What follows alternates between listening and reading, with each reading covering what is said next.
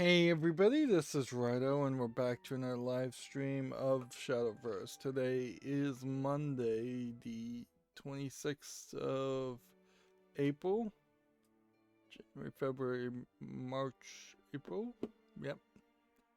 So, it seems like Shadowverse has got some kind of glitch at the moment where it goes, when you first launch it, to this default Shadowverse logo. But then if you exit back out to the main menu, then you have that crossover animation, which is a little weird. I've seen it on other games where if you like lose the data or something goes wrong, it will default back to the original load screen. Whereas some games use these load screens as kind of advertisements, when arguably you don't need any of that, and it would just be nicer if the let's see, can we go to the main title? Yeah, this time. It yeah, seems to just be glitched. Yeah, arguably you don't need these kinds of screens. They only exist for consoles, and I'm not even sure consoles these days are really need to require them. The idea is that this should be in the track screen, that no matter what, any scenario, no hard drive installed, RAM corrupted, whatever, possibly could keep a console running at all, you should be able to get to this point. No controller plugged in. But on PC, that really doesn't make a lot of sense. Like, there's not really a scenario where you need this to work. And it seems arbitrary, even on consoles, that you would need a screen like this to work. And sure, title screens might be an interesting advertisement. They've been completely supplanted with icons, which is the real advertisement, or store pages when you're buying a game. When I go to Steam's library, I click on the word Shadowverse. I see a top banner bar that advertises Shadowverse, and then I hit play. It would make a lot more sense to just immediately go here. Now, arguably, this is the screen that you would have when you don't have any network connection, but there's really no reason not to just immediately jump into the daily login rewards and pop up an error if you have a network problem, like it pops up errors otherwise. But yeah. So over the weekend, we won 50 ranked matches as Havencraft, so we'll collect that and get another thing. The arena, I had qualified for the grand finale, but then the grand finale on the arena runs, which are now just missing because it's over, happen on the weekends. So you have to basically play on Saturday, and you, I think, have to play on Sunday too. Maybe you have Saturday and Sunday to play. So I didn't stream that. Now I can easily and quickly tell you I lost all three of them, and it was three challenges.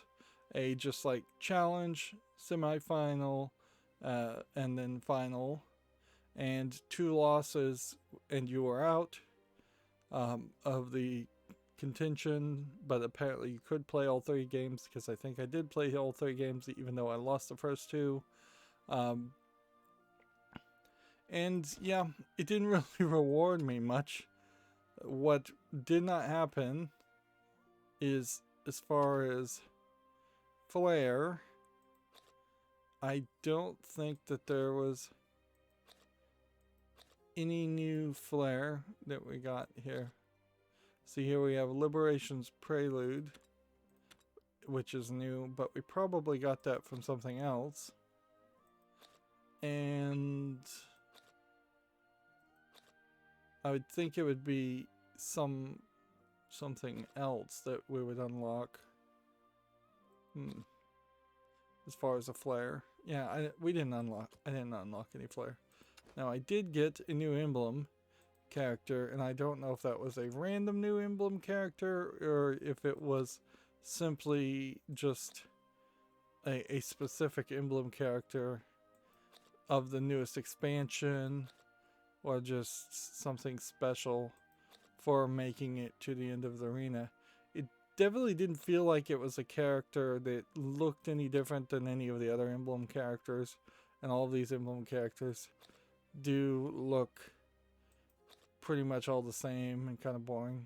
It may have been this one or this one, but neither one of those would make any sense specifically. I mean, it honestly could have been this one too, or this one, or this one. And these are just named characters. That one. I don't think so. And these are not in any kind of order or highlighted in any way that you'd really understand. The only real difference is, like, if it is part of a crossover event, they do seem to be bundled together then. So it could have been that one. I seriously doubt it was one of these. So, yeah. That really did nothing. I didn't really mean for that to change. Either. Over the weekend, I've been powerhousing through pinball for the accountability section to try and finish Pinball Arcade. And I've been certainly watching a lot of pinball YouTube. And I feel like I'm going to have to start considering the end game here. Because I really only have about 7 more tables on Pinball FX3, Pinball Arcade to cover. And then I'm probably going to spend one episode just looking at Pinball FX3 to spotlight it and say, okay, well, this is the first and only time I'm ever going to launch this this game, and that will be that. Because Pinball FX is the reboot with the Unreal Engine, and it's questionable if all tables from Pinball FX3 and Pinball FX2 are going to transfer over to the Pinball FX reboot title. Let's see, when I get a card like this, I should look at it.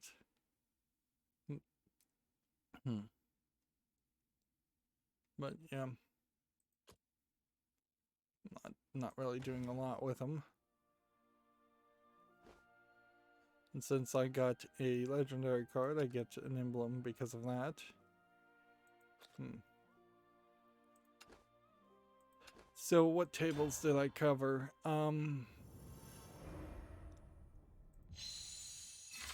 Well, I can remember as far back as I covered the last 1990s, 1998 pinball table in the curation of Pinball Arcade, which was Monster Bash, which is a fine table. It's got a lot of toys on it. It's got kind of a weird situation where you're having to accomplish a different mode for each of the Universal monsters: Frankenstein, Bride of Frankenstein, Dracula, Wolfman, Creature from the Black Lagoon.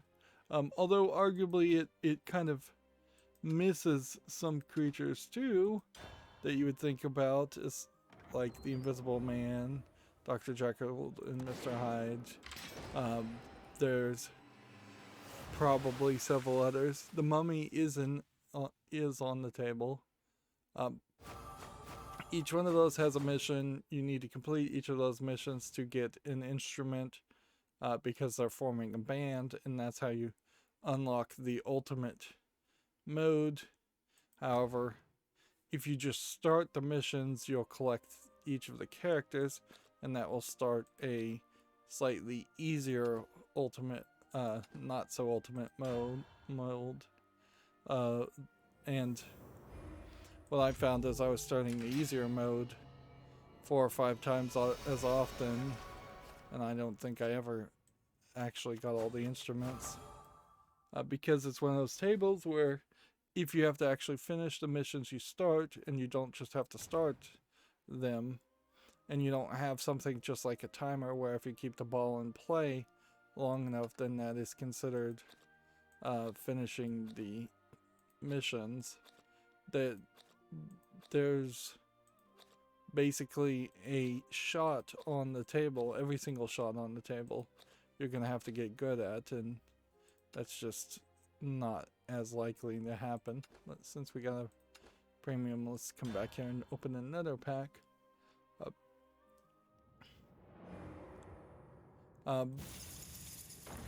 So yeah, Monster Bash could be a little simple in its halfway point, and then kind of has a difficulty spike at the end.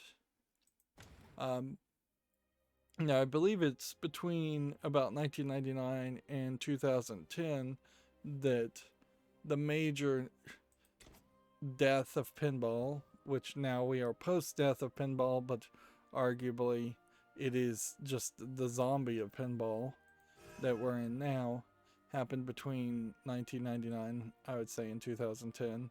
So you have 11 years there, which Stern makes a few tables, and they're not that good, and Stern is kind of greedy, and that their monopolistic power is not really motivating them highly to improve or lower the price, which arguably lowering the price of a pinball table is what really needs to happen. And that's something that I feel like we're not going to see happening in reality, because it's very, very labor intensive to potentially, so this one's new, build a pinball table. There is some weirdness with the massive amount of vibration that the pinball tables have, and how that breaks electronic circuits that otherwise would be fine. Even if you had them in like a server rack full of hard drives all spinning, those frequencies tend to be fairly predictable, and you can adjust for that a lot more than you seemingly can adjust for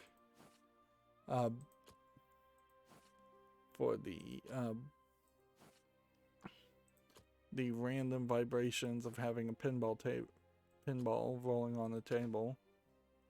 Let's see. If we look at any bronze, any set, and go this way, is there any way to know?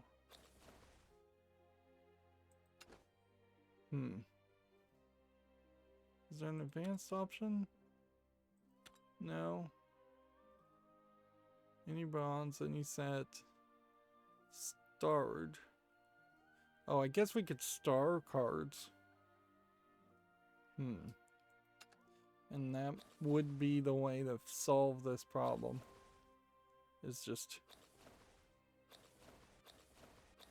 cycle through this and spend a ridiculous amount of time looking for any bronzes that you maybe haven't crafted.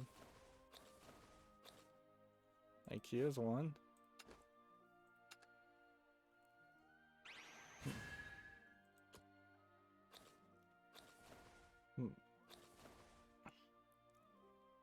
Yeah, I suppose that would be the way to do this. It's just look for bronzes and star it, and then look for silvers and star those if we haven't gotten all the stars on that.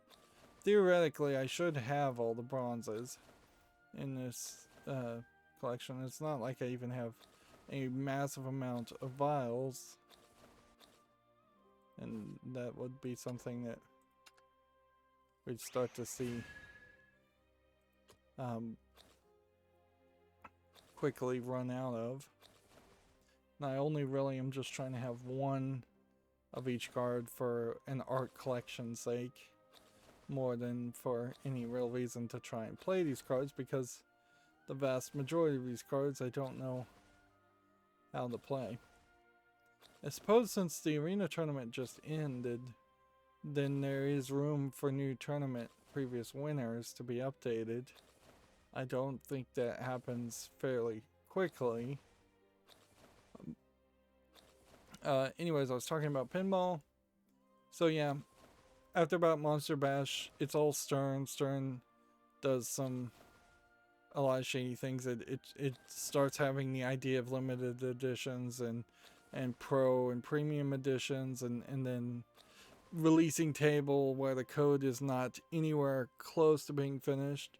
And I'm gonna definitely have to go into a rant where I explain the difference between an alpha and a beta, and how the code in some Stern pinball tables when initially released are literally alphas, because there's actual features that are just not working, to the point that there's actually standing targets and shots that you make that don't seem to do anything on some tables.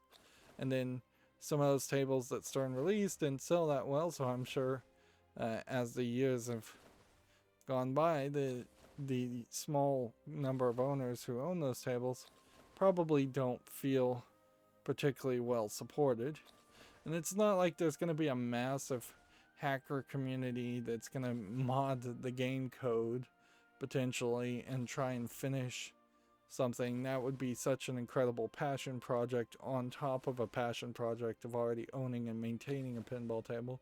And you'd think that buying a new pinball table brand new from Stern would mean that you'd at least get a good 5 to 10 years out of the table without things breaking, and it's just seems like that's not the case. And that may not be Stern's fault as much as just that is the way of pinball, in that things are just constantly breaking, and it's just kind of an insane idea.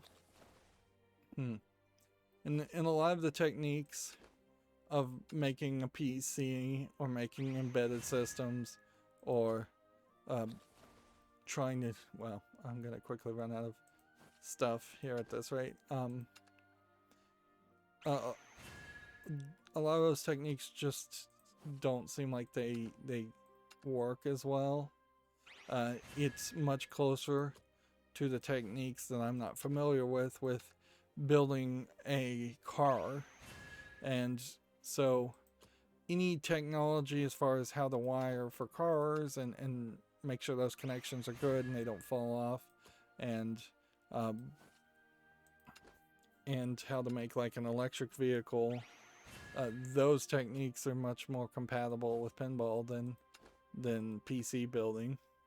Like, there's still a massive amount of wiring.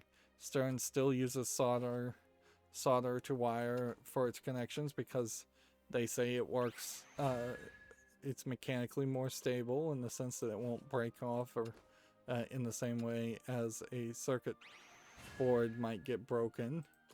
And I kind of can't disagree with them. Arguably, they might want to take their entire wiring a bundle and wrap it around rubber too.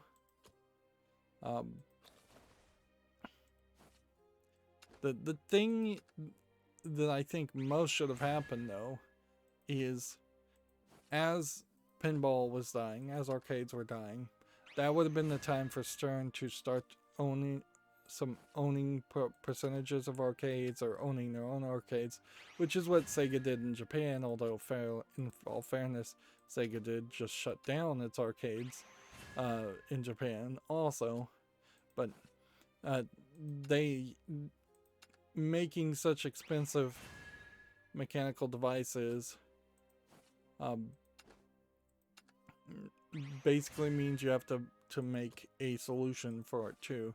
And if it's not owning your own arcades, it's making sure that there is a pinball or video game cabinet inside like every restaurant, bar, McDonald's. Like, clearly Stern should have dreamed up a agreement to have like an arcade machine in McDonald's, and instead the real crossover to something like that was McDonald's just put in Nintendo 64s, and now they don't really even have to do that much because of cell phones.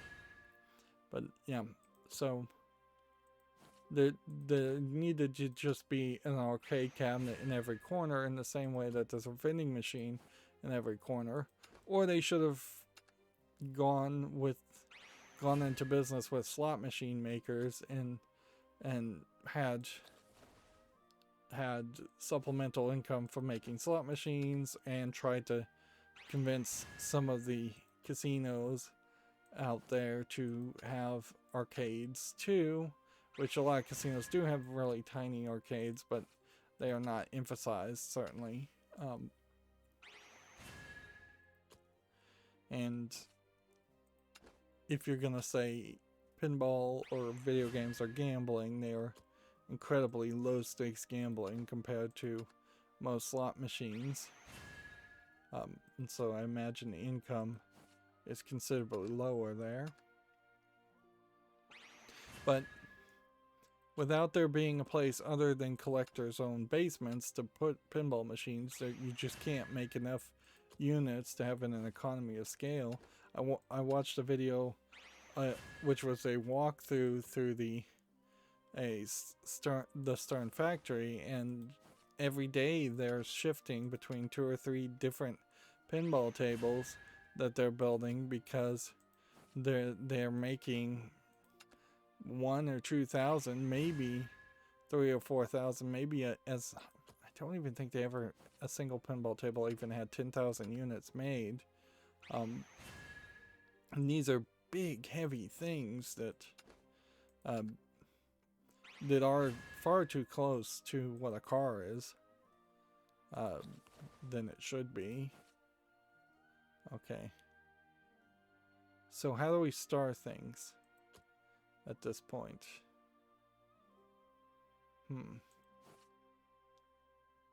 You would think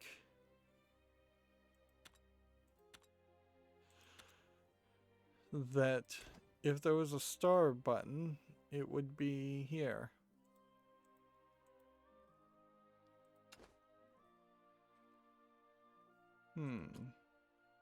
You would think you could see a star button also when playing the cards.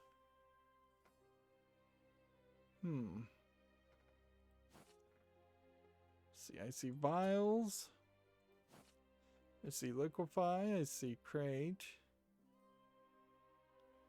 I see the image, and when we click on the image, we don't go on the full screen. There's like no stars. Can we star this? Yes. Okay, so it's just terrible. The system is terrible. You can't star cards you haven't created. Seemingly I have a lot of cards still to craft and a lot more vials that need to be made. I don't know what happened there. It seems like maybe an expansion or 2 happened and I did not make as much progress as I thought I had, because I thought I had made a much higher amount of progress to collect these cards. Either that, or I had a whole bunch of temporary cards and temporary cards disappeared, which I don't think is supposed to happen. Like, that's never been in the rules.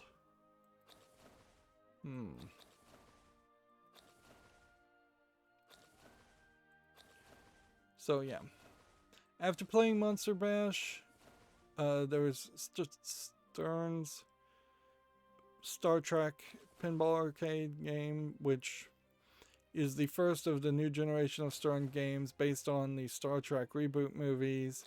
which I didn't find particularly interesting. The table is also particularly boring as it has basically nothing there. It claims to have a massive amount of missions and modes, but playing it in trial mode, because I'm not really willing to buy the last 4 tables at the moment that they have available for purchase. So I could only play it for like 15 minutes before the trial ended. I played it a couple times. You can't make any progress towards the standard goals or wizard goals while playing it. So after a couple games and just saying, yeah, this looks kind of dull, it definitely felt like a table designed to be sold to Star Trek collectors and to be in Star Trek collectors' houses, and not a table designed to actually attract new people who maybe aren't interested in Star Trek, or new people who just don't know the different amounts of variety you can have on a pinball table. It's very, very dull.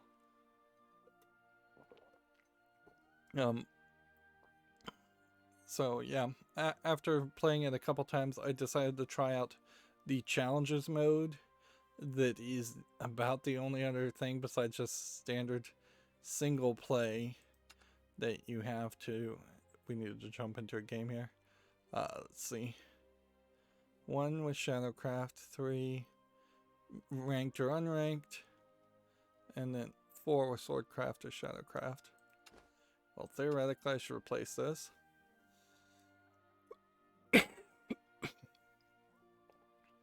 Alright, so I could play a whole bunch of ranked and not try to get Shadowcraft, or I could just try Shadowcraft, which, if we're gonna do that,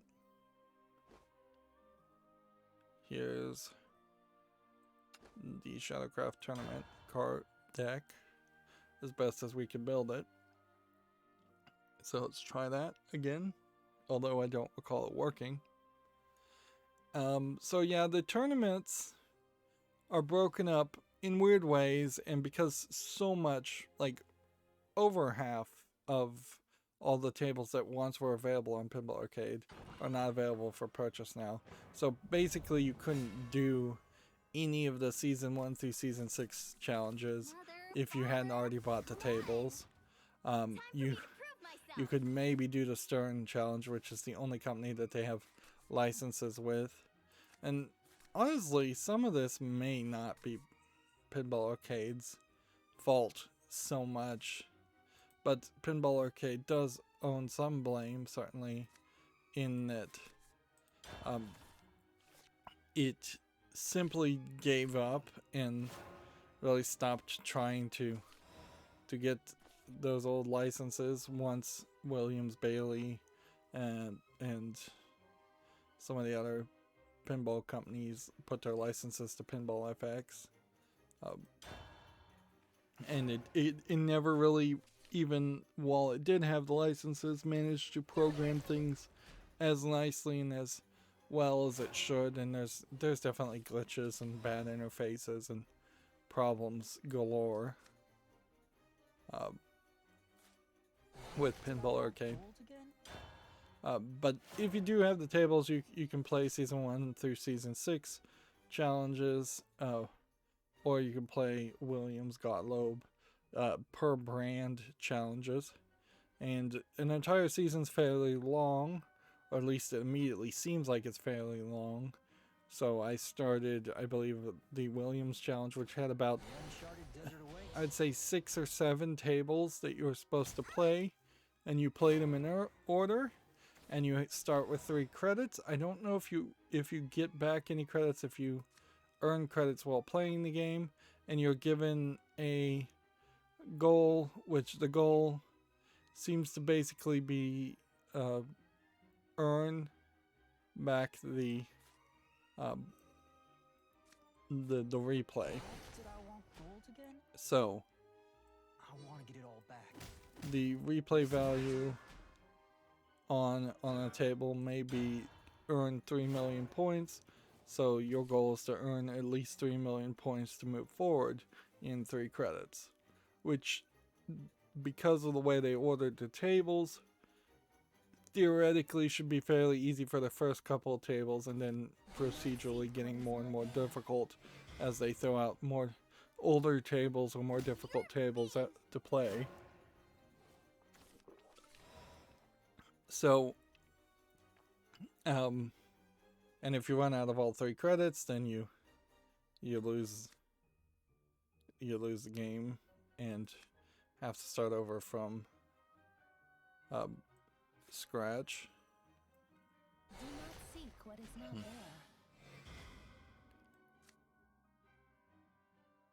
Let's see. The uncharted desert awaits.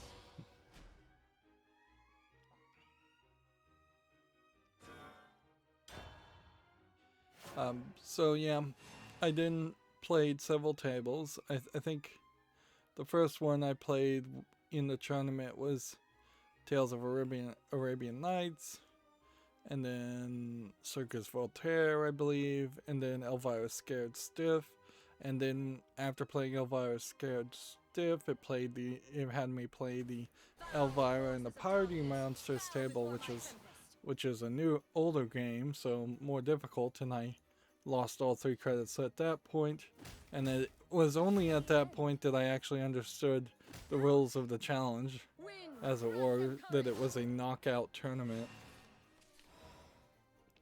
And so it gives you some kind of Hall of Fame score that's never explained. I've been collecting Hall of Fame scores a lot up until this point, and it hasn't made any sense at that point either.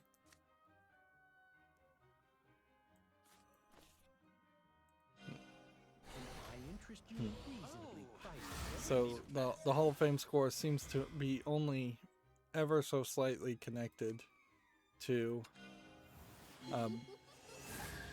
the score you get on the table, and it seems to be a very reduced score compared to that. So 1 million might equal 1 Hall of Fame score. Pinball FX had a similar wizard score where it did a similar type of thing, but it was explained a lot better, and it made a lot more sense in general. So I got knocked out of the challenge, but by the time I had played those 4 or 5 tables and the Star Trek table that I was supposed to be highlighting, I also went back and played the Star Trek table a couple more times. And what I've been doing a lot lately while covering a specific table is getting nostalgic and going back and playing other older tables as comparisons. So it's not crazy for me to play 2 or 3 tables at the end just to compare layouts of these last few tables. So yeah, by the time I'd done all of that, it had probably been about 2 hours for one episode.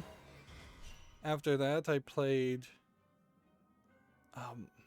wow, I've probably played a lot of tables that I'm not remembering or thinking about, because I think there was a Cactus Canyon, I believe is the name of the table, that also was before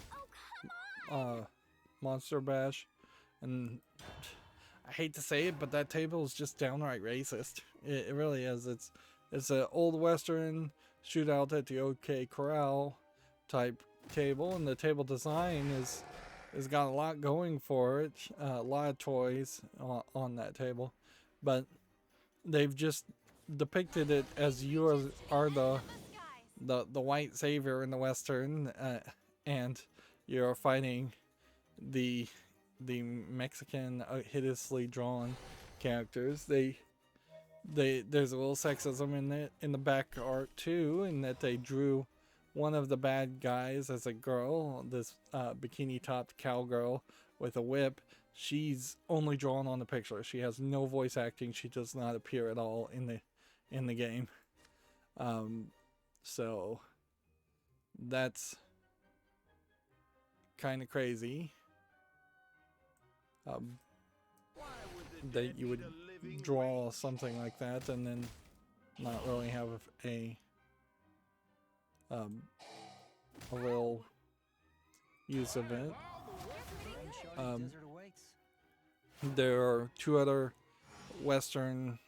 There's a saloon waitress depicted who has no point in existing. There's a mayor who has no point in existing in the game, and then there's like 4 male bad guys that have no point in existing when it could really have been boiled down to just like 1 male bad guy and 1 female bad guy and 1 male hero that you would play as and 1 female hero. In fact, honestly, in 2021 you probably should be able to switch between the hero, male or female hero, and then whatever gender you don't pick, that's the character that always gets kidnapped or tied to the railroad tracks, because that's what happens in the game. There's a super easy multi-ball in the game, and it's too easy at that point. Some of the tables have started introducing this idea where you can get jackpots by shooting other shots, and so if you get like 5 different other ramp shots, you'll get a jackpot for each one of those, and then if you hit the main jackpot spot, then that will turn it into a double jackpot, a triple jackpot, a quadruple jackpot, super duper jackpot, whatever they call it, which that gets somewhat annoying when that becomes a wizard goal and you're then asked to emulate it. Let's see. If I play this, I'll get +1/+1. So I guess I want to do this. You bury me. What do we have here? Ow! So yeah, after Cactus Canyon, which I think is the name of the table, and Monster Bash, and Star Trek, then there is a casino themed game that I can't even remember the name of it. I think it's called like Golden Casino or not.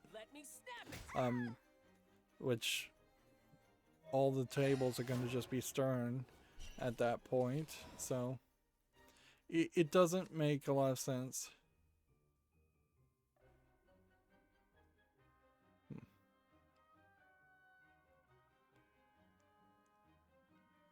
Do I want to barrel right too?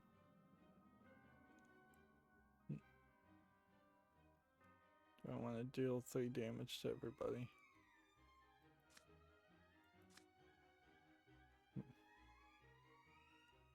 Okay. What do we have here? Oh, come on! Do this. Kill this. Then, gentle ghosts. Best of luck to you. And then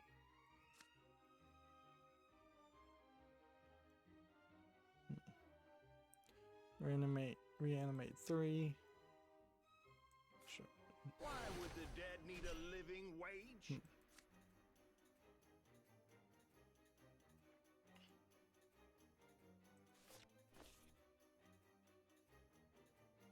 In return. High interest when reasonably priced souls. Oh, I just lost. I screwed up terribly. I wasn't looking at my own life. So the problem with the casino table, as far as a pinball table, is while it does have a slot machine and a poker section and a craps and a high-low, it has like 6 different close to actual gambling elements on the table. It's unlikely that any one person would know how to play all those games. The roulette table has considerably fewer places where the pinball can land, but it does have a 000, some black numbers and some red numbers, which is close enough to simulate roulette. And the slot machine has considerably fewer things that you could actually match off of. The problem with the table is that the shots are just not that interesting or good, and it is just reminding you that you could actually be gambling if you wanted to be gambling. And it is just promoting the idea of gambling instead of playing pinball. Whereas in previous tables, when we've seen a pinball emulate billiards, it doesn't actually try to emulate billiards. It just takes that general theme as a rule set that people would understand and move forward. You don't really have that when you have 5 different casinos.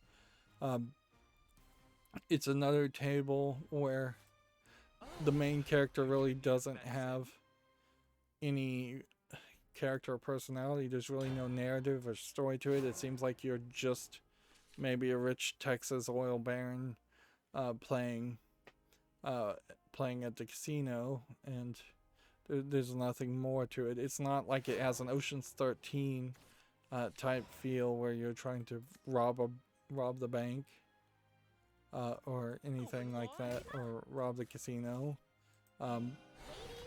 Whereas Safecracker kind of did have that theme, and Safecracker was only a few years earlier than Golden Casino. At least that's what I'm going to call it. It also doesn't feel like another narrative you might have tried is have the character do a Luigi's Mansion type gameplay where he's winning money from other casinos to build his own casino to beat the competition. It doesn't also have like a glorification of Las Vegas, which you kind of feel like that would be the next step, is that you would have a big pyramid and you'd have like magicians on billboards and shows, Cirque du Soleil shows. There's a showgirl in Golden Casino that gets maybe one line of dialogue.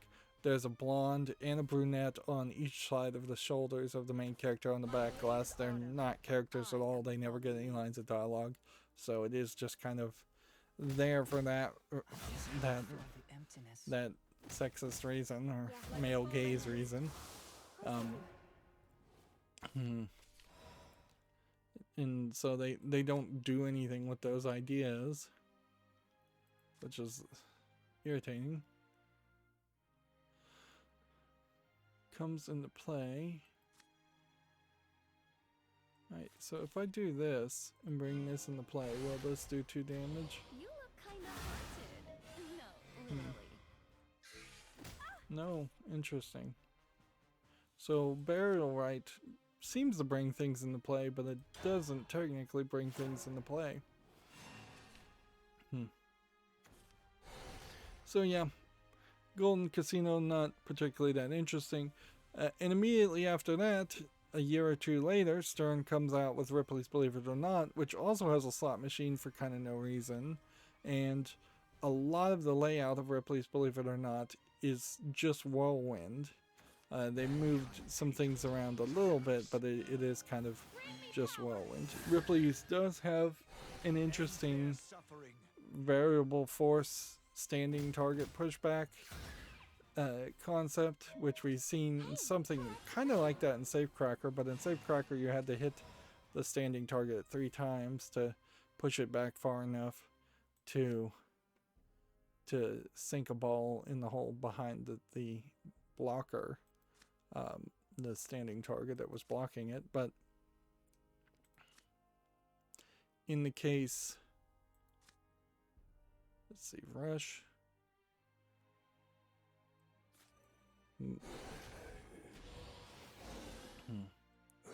Hitting that. Summons another Rush. Which then I guess I could play that.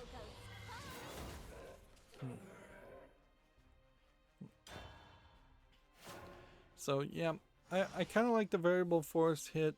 It does something slightly different, but you have to hit that shot quite a bit to start the continents. Each continent is a mode. There's about 12 of them. Each mode wants you to shoot a different target, of which there's about 8 or 9 shots on Ripley's when there probably should be just about 7. And that comes into play later because if you don't finish the mode, then you won't ever get to the final game. If you don't finish every single continent, you won't be able to get to the Atlantis continent at the end, which is super hard. Also, there's a wizard goal to get one of 6 different super jackpots, which means you have to get a jackpot in one of the 6 different multi-balls that exist on the table. So you're just kind of constantly capable of having a multi-ball. So you have to get a jackpot on a different multi-ball. Then you have to shoot a ramp that you almost are never going to be able to hit with the top right flipper to get a super jackpot. But you have to get each of the 6 super jackpot awards. And it's just really overly complicated. There's a problem because instead of it being footage, which you would do in 2021 almost certainly, is you would just be showing footage of Ripley, if there's any that exist at all, showing presentations and oddities. You instead have this shrunken head that talks a lot more often, and then there's a like stone head Moa head that makes weird sounds on the table too. And the shrunken head really sounds like just a I hate to say blackface in voice acting, but it kind of sounds like that. Like it definitely sounds like somebody from Harlem, an African American from Harlem, instead of speaking any kind of African tribal language, or even accurately sounding like somebody from Africa, which Africa's a big continent. I'm sure people sound very varied there, but I doubt any of them are basically talking jive. While I will still recommend people going to every Ripley's Believe It or Not museum they could go to, as their third choice of doing anything more entertaining or more educational, there is kind of a problem with what a Ripley's Believe It or Not concept is, in that it is just basically a freak show, and like the world's tallest man as depicted in Ripley's Believe It or Not museums is probably not the world's tallest man by their other companies' Guinness's World Records information, because I imagine they don't really update the museums that much. So, yeah. Detestable. Everybody. Detestable. I think you owe me an apology. Hit that. So yeah, there's that issue with the museums themselves, but then the table it's also is not really going that far as actually talking about any oddities that might be interesting, which in 2021, once again, you bring out footage and you'd show off people. Inherently, Ripley's Believe It or Not and freak shows in general were maybe giving money to people with mental disabilities and physical deformities at best, but more likely exploiting people at worst, or promoting the idea of poor sharecroppers and poor people in general just either deforming themselves or scamming, or only becoming famous and rich by sheer chances of luck, instead of around the idea of actual skill or intelligence, or at least interesting opinions or perspectives. YouTube, in a weird way, if it is the new freak show, has very rarely been around the idea of highlighting freak show people and mentally disabled people that much. I will protect my people. Whereas at least the Twitch thoughts Don't push are yourselves too hard. promoted and highlighted for their physical beauty, and other Twitch streamers are highlighted because they actually seem to have an interesting opinion or good skill at playing games. A lot of YouTubers, same thing. So we've potentially improved upon that idea, Bury me. and no longer are interested in just seeing people that are deformed. And those really aren't very feel-good feeling stories by modern standards. Nature's sake. But even if you set all that to the side, the angles and the shots are just too complicated and just not that fun on Ripley's. And that, I think, has caught me up. I don't think I've played any other tables. So that was about 4 or 5 tables. And we have about 7, so at this rate, I might be done by Wednesday, probably Friday, as far as all the pinball arcade tables. Which is great because I'm totally out of space and I keep having to shuffle and upload more footage because of the May we walk hand in hand till death do us part. right. It's evolved it to turn, and then I should just end this. Yep. Yeah.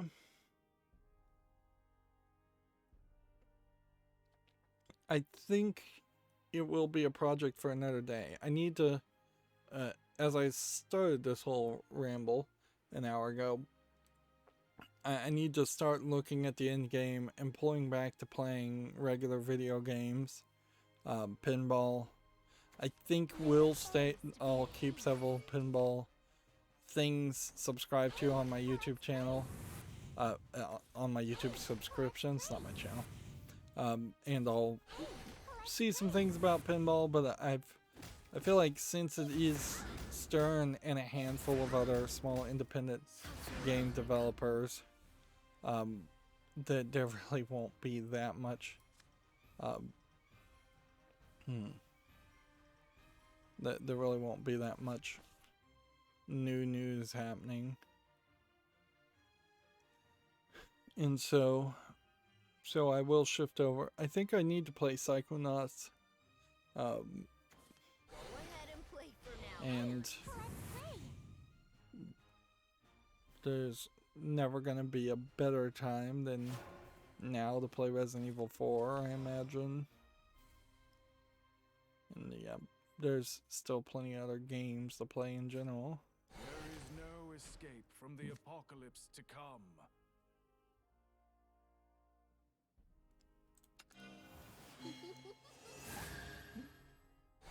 The gods will know fear. You're mean. Okay. Can we win here?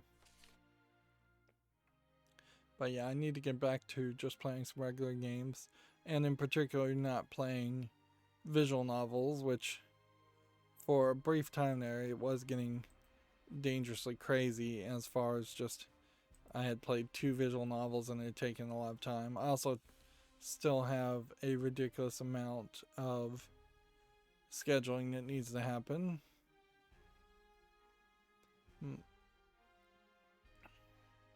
And since I took an hour talking there, then I pretty much need to go through my Twitter feed once again. And we need to start going through the video game news. I did leave games over. I left some games over the weekend as far as games coming out on Steam, which creates a weird situation in which when I look at the old games and start to go backwards, I don't know where to really stop. Let's play. Hmm.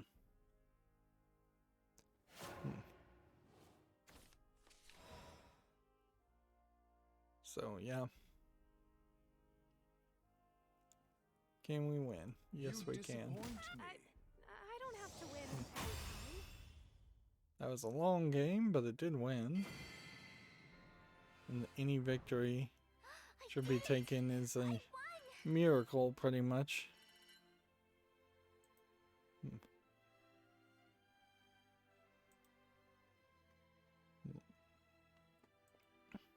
Yeah, the biggest news still is pretty much that Humble Bundle is getting rid of its sliders. Which, yeah. I'm thinking I'll probably decide to stop even listening, getting their emails pretty soon. I'm just slowly working my way towards the breakup, as it were, with Humble Bundle.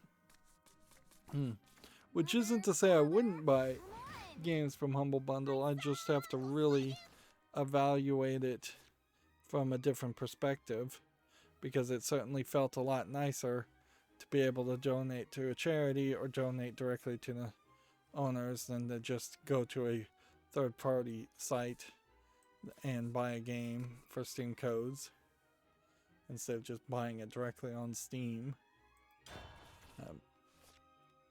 Particularly when Humble Bundles already had that slight problem of not really offering you what you wanted, but instead offering you bundles of several games that you may not be particularly interested in, or in my case I may have already owned. I did see someone talking about this game on Steam called Strangeland, which is coming out May 25th, and it does definitely feel like it's an H.R. Giger-esque, weird, dark point-and-click adventure, and I kind of love these, but they also have a tendency not to be as good as you hope.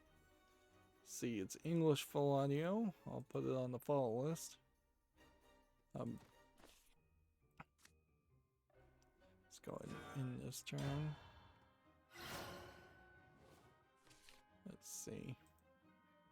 And see, particularly now, the goal is to get through all the video game news first that are listed on Steam, then get through the video game news. That doesn't make a full amount of sense, but if I don't get all the games covered today, then they will roll over to Wednesday, which probably still wouldn't be a big issue, as long as we kind of have rolling progress as far as games that came out. Here we have a game called The Mysterious Gallery, which seems to be what looks like famous paintings with hidden secrets behind them, but I have to wonder if there's maybe only 4 images.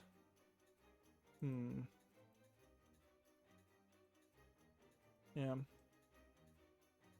Says 200 paintings. $6.99 third-party EULA. I'm gonna put this on the follow list. I'd like to see if somebody reviews it. I'm coming. Get Detestable. that. Detestable. And then that.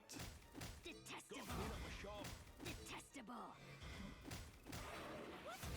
Impossible.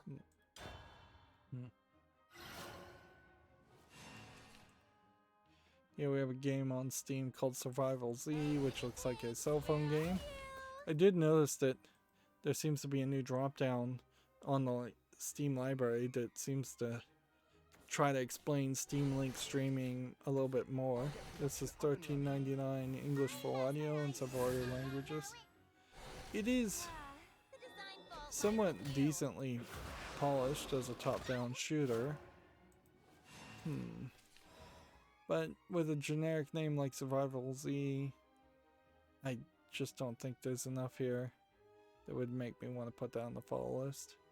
Plus, if anything, I've kind of gone through and burned out all of the zombie low effort games that I'd ever want to play, so I don't know if there's a good reason to Desert awaits. go further down that path. What do we have here? Such a good guinea pig. Hmm.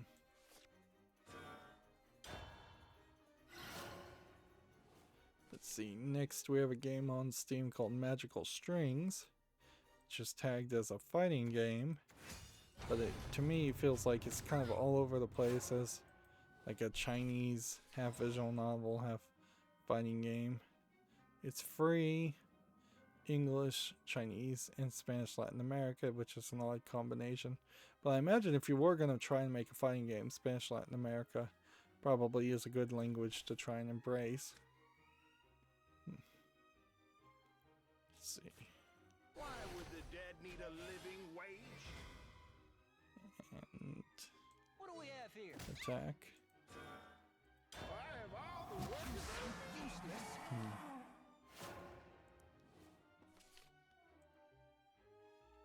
Let's see, here we have a game called Swan Chernobyl Unexplored, which has a lot of videos. I made some more tweaks to my network. I've been tweaking it still. Trying to get images to kind of instantly load. I'm not sure if I'm really succeeding in any of this. We're calling it a first-person puzzle horror game. There is something to this where this feels a little bit different than your standard like asset flip first person shooter game. Fault lies with you. It's $11.24 English, Polish, Russian. I'm gonna put it on the follow list and see if somebody actually plays it. The problem there with a game like that though is it looks so much like so many other games that it could easily be ignored Best of luck to you. without being given a chance. Which, in all fairness, is kind of what I do to a lot of games. Next, we have a game on Steam here called Abyss of Neptune, which is tagged as an action-adventure Metroidvania. I feel like we saw an announcement for this game 2 or 3 years ago. It definitely feels like it's very Bioshock influenced. It's free. Interesting. From the creators of the Book of Regrets, Syndic Arc Team teams up with this. Interesting. Well, I'm gonna put this on the follow list. As a free game, that makes a lot of sense. And then if we were to look at Syndicate Arc, there's this game called the Book of Regrets and Magic Strings that we just looked at. Interesting. How do you go from this in 2018 to something that looks way better? This might be a case where they're trying to get better, but it also might be a case that they're just trying to establish themselves.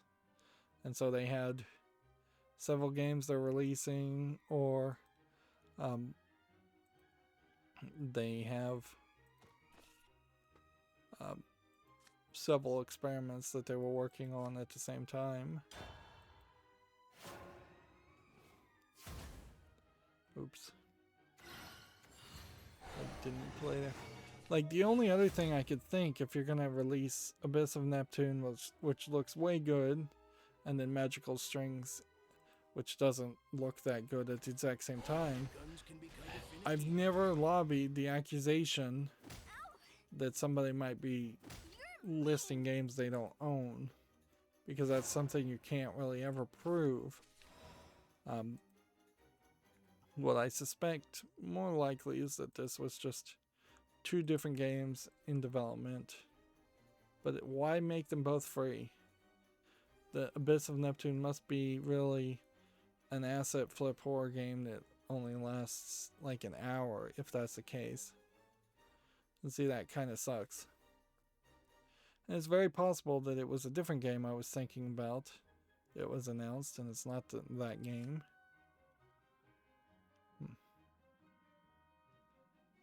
See, this one would have to fuse a bunch.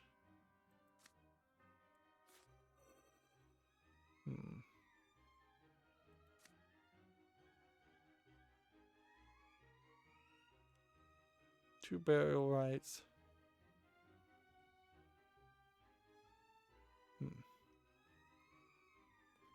Split equally.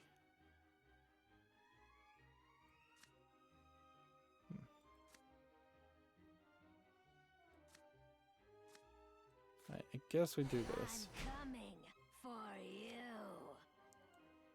Okay. I guess you do this. Gentle goats, And then I guess you do this. And kill that. good guinea pig. I just am screwing up terribly.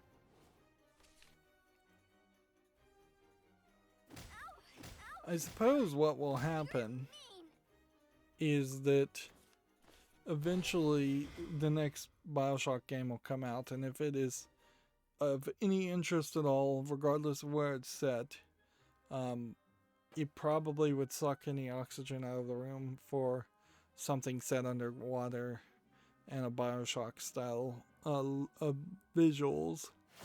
That being said, there's really no reason for that, but if there was going to be a whole series of successful May we walk hand in hand till death do us part. if there was going to be a whole series of successful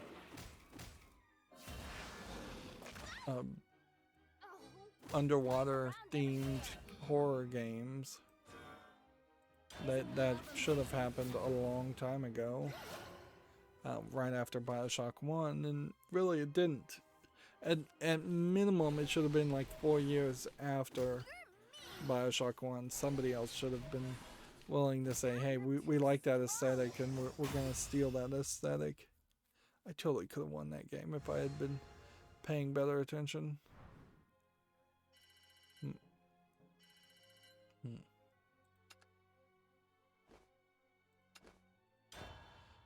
Next we have a game on Steam here called Unconventional Ragdoll Game, which obviously is just an asset flip piece of garbage for $11.69. We're gonna have to start going through the news. Unfortunately, I'm gonna run out of Steam games somehow. Here we have a game called Asteroid Blasters, which looks just like an Asteroids clone for $4.49 with a controller requirement, English only. Father, come on. Next we have a game on Steam called Czar, which is just an asset flip zombie survival game with low polygon images. $5.99, English only. Let's see. Maybe do that. Maybe get rid of that. This next game is tag nudity, so let me just make sure everything is YouTube family friendly or close enough.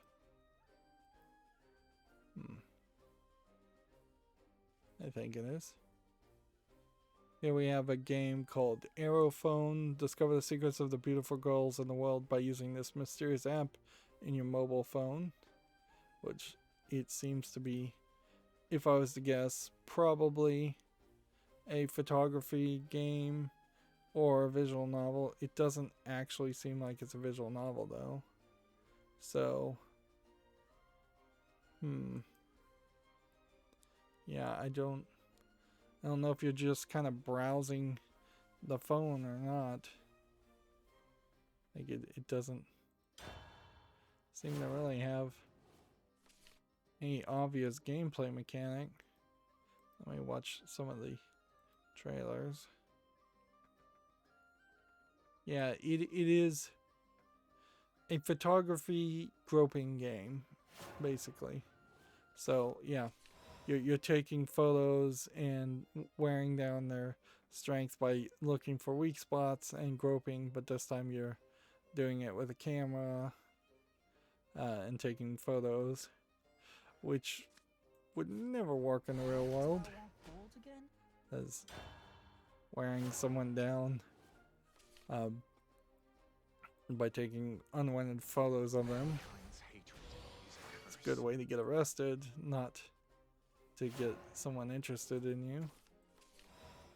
I almost thought that this game was just a mobile phone augmented reality app, but if that was the case, then it wouldn't really be on Steam, would it? It'd be on something, it'd be on a different service. I want to get it all back. You broke the curse? You look kinda haunted. No, literally. It is an interesting idea, certainly, though. Instead of just having your standard slide puzzle game, Aerophone, EROPHONE, is $2.99. It's Japanese full audio, English subtitles, several other languages.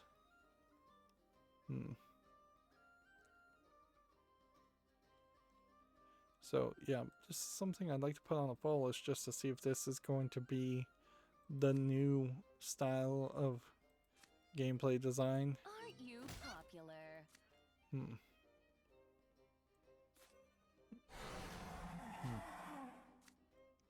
Let's go hit this. But make it fashion. Because that would be more interesting than slide puzzles.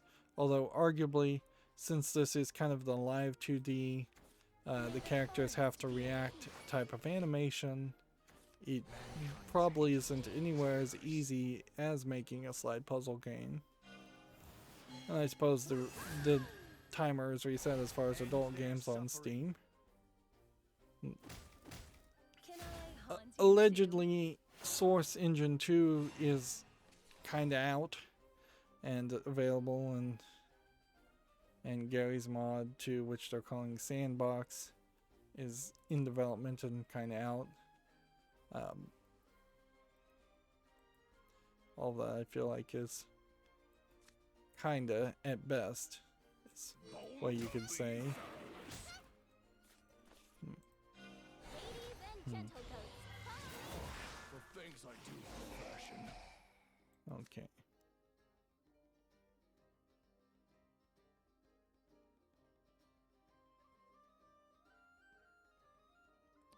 Let's see. Oh, are you in need of medicine?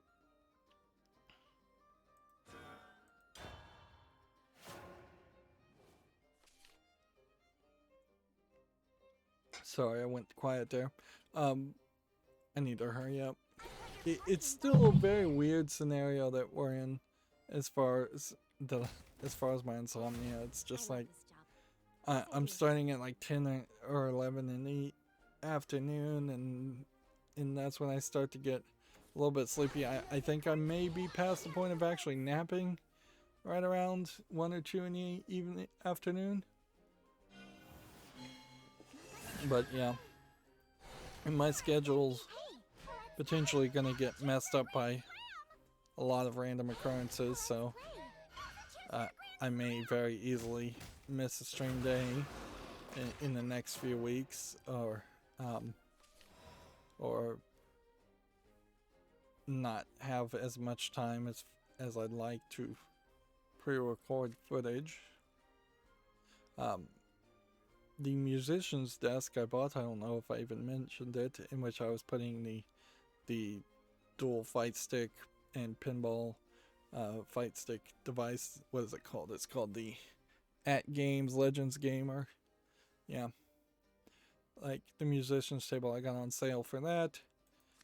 Arrived, I put it together without any real problems, and as such it is now sitting in front of me, which is now kind of boxing me in that I have kind of a crappy table to the left of me, and even crappier side table to the right of me, and then I have in front of me a musician's desk which has one tier where I really couldn't put much of anything on it, otherwise it would block my lower monitor, which definitely highlights an issue that I should have considered when putting one TV on top of another.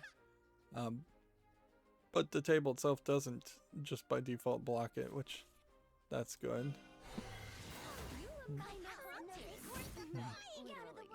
wide. Let's see. See if we can evolve this and attack, and we couldn't. The keyboard drawer is just barely high enough at the moment so that I don't hit my leg on it shifting around, and I do now have like a footstool, which is kind of nice to have. But yeah, moving the keyboard in front of me really doesn't change too much.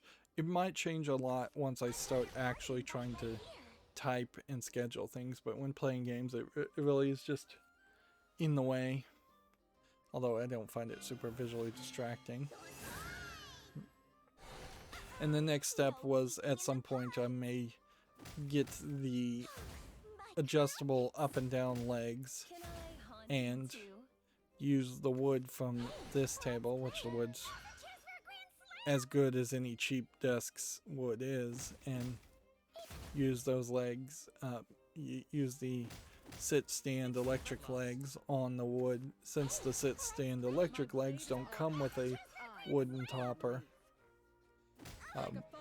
But that is a project certainly for another day, and I'll have to think about it, because without some major changes and tweaks, I would not be able to really sit or stand up. I need to be able to very slowly with a shock mount, almost certainly, move the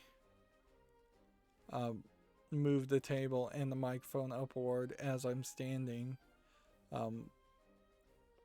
and that's not really in the cards at the moment. Does this outfit make me look too moaning? Okay, do I want to evolve and attack?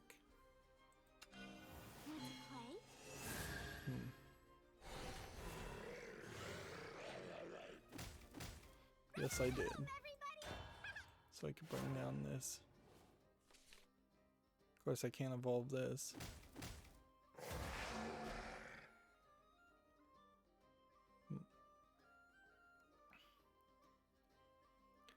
But yeah, theoretically, I would want to eventually put my third monitor on this table and the microphone on this desk, and have it all synchronized as one instead of being disconnected. Go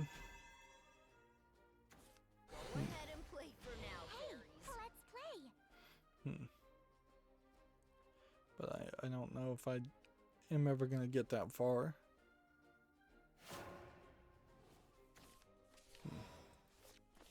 Okay. You do this. This can't be targeted or attacked,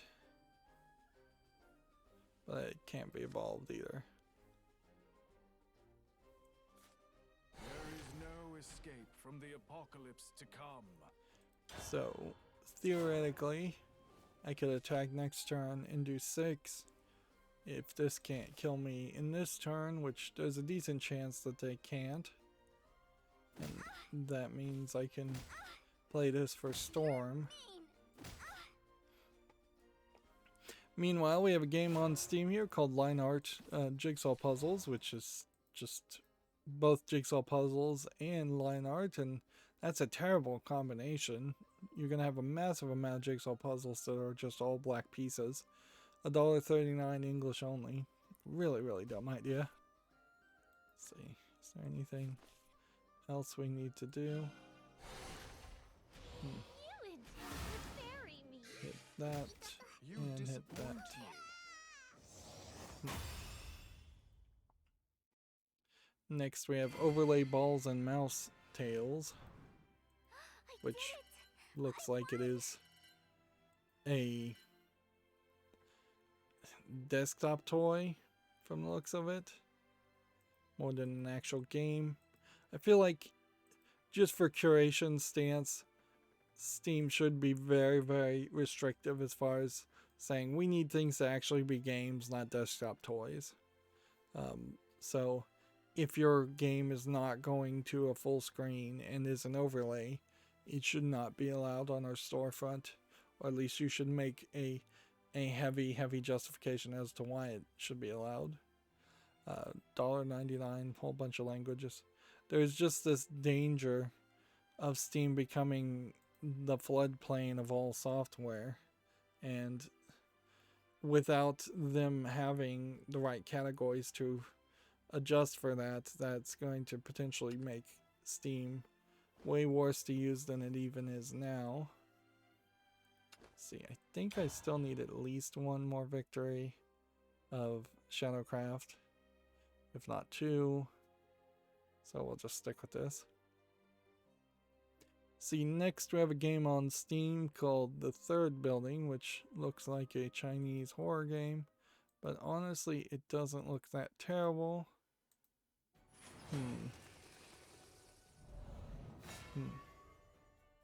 It's $12.79 English and Chinese, so why is it being reviewed poorly? Yeah, I smell trouble. Target sighted. There's a whole bunch of Asian negative reviews. I almost wonder if this is touching on something that the Chinese government doesn't like.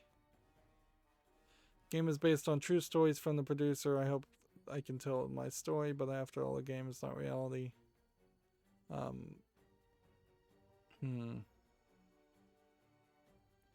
So weirdly, 69% positive. I don't see anything on this that looks bad. So I'm gonna have to put this on the follow list and hope somebody in English can actually review it, but I also wouldn't be surprised if you actually can't really play the game in English. That is a long-running issue we have seen with some of the foreign games, is that they claim they can be played in English, but the interface is not really translated, or the language or dialogue's not really translated, so you just have no idea how to actually progress. Or it may have a translation, but the translation doesn't auto-detect the language, so you have this Chinese, in this case, user interface that you have to wander around to try to figure out how to turn it to English, if you even can. Did I want gold again? But yeah, as I'm watching the videos of The Third Building, it definitely...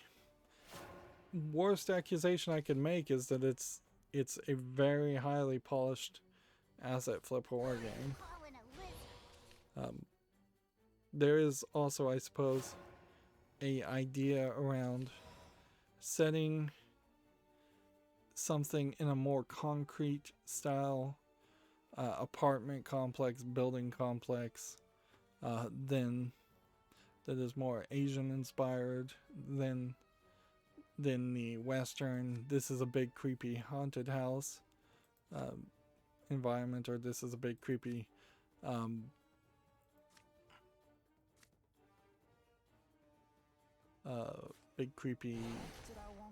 hospital or prison or something like that. Yeah. The polish on The Third Building looks good. Alright, well, I put it on the follow list. I can't really do anything else. Next, we have a game on Steam called Purgatory Overkill. By the way, I did get the webpeak enabled. Sorry about the last stream where I had it just in the wrong video mode and wasn't web peeking any of the games. This looks like it's a VR stand there, shoot tower defense type experience. Doesn't look terrible. It's early access, $11.99 English French. Put it on the follow list. eventually we have to get to a VR game that actually is worth playing, of every kind of genre. Let's see. Well, I want to get it all back. do this and do this, and then do this, and do that, I guess. Alright, let's start covering some of the news. Gametsu has Knockout City coming to EA Play, Xbox Game Pass Ultimate on day 1. It's due out on May 21st. This is the dodgeball game, if I recall correctly. Which, yeah, there might be something around the idea of a Splatoon-like dodgeball game, trying to be a little bit more kid-friendly. Although, arguably, I would almost say dodgeball isn't that kid-friendly. You can see there's a lot of streamers advertising it.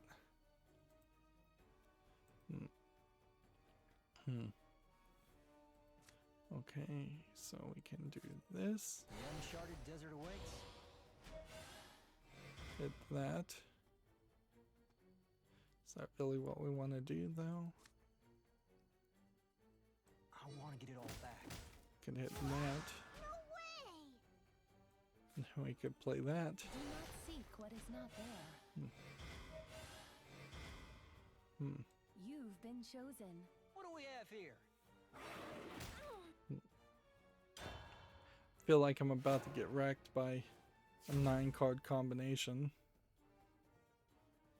So here's Knockout City on Steam. It's not out yet.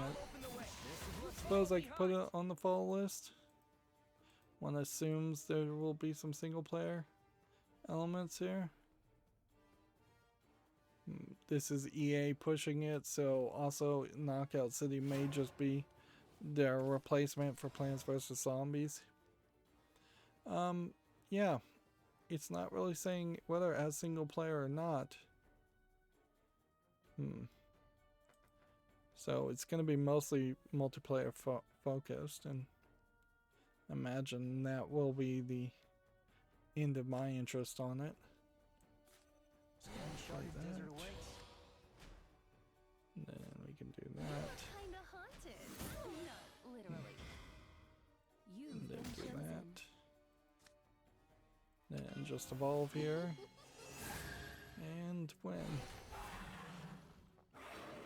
Damage critical. Let's see. Game of Citrus says Frostpunk has sold over 3 million copies in 3 years, which, okay, that's good numbers, I imagine. There we go. We got 3 ranked victories and a 2-win match streak.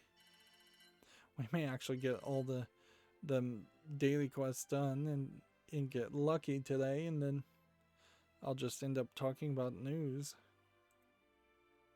Let's see.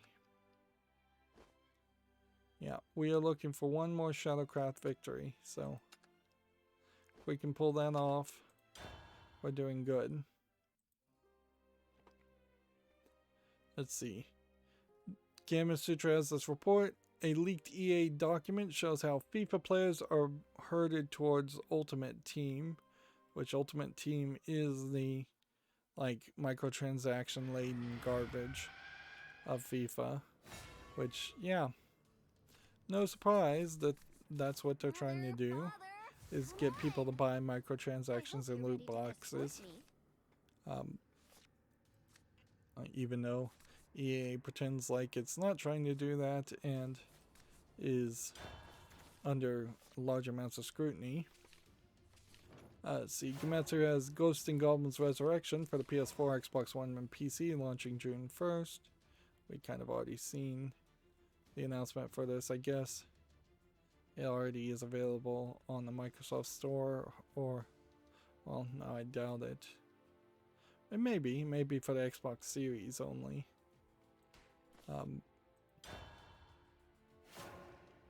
I really doubt, though, that Ghost and Goblins Resurrection is going to catch people's attention.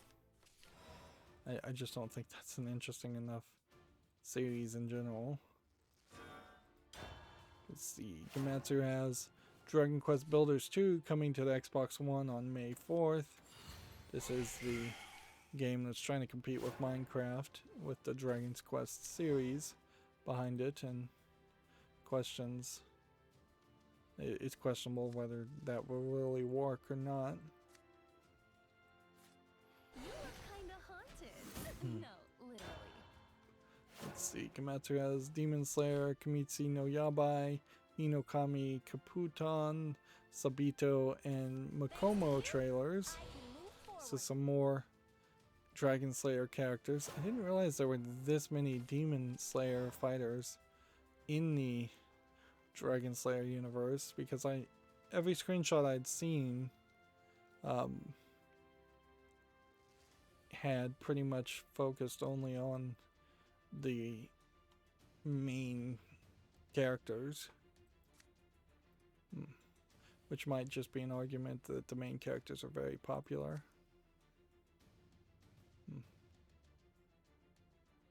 Let's see. Do I want to hold on to that?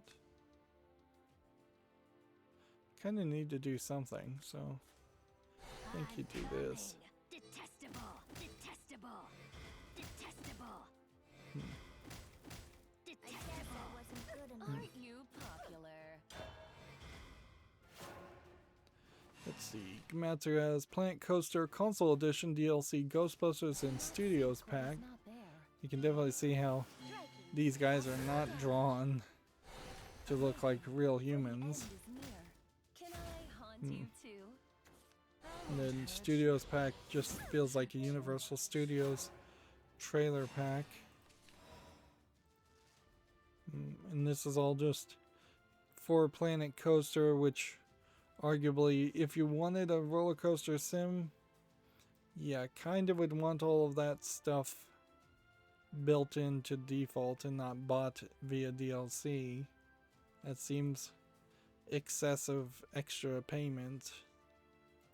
And the way it's drawn, definitely doesn't look good. Planet Coaster definitely feels like a game specifically designed for Uncharted desert awaits. little kids too. Alright. Hit this. See if I can get a rush. So I can hit that. A fitting end. Play that. Bones, but make it fashion. If we want to just evolve. Lots of bones, but make it fashion.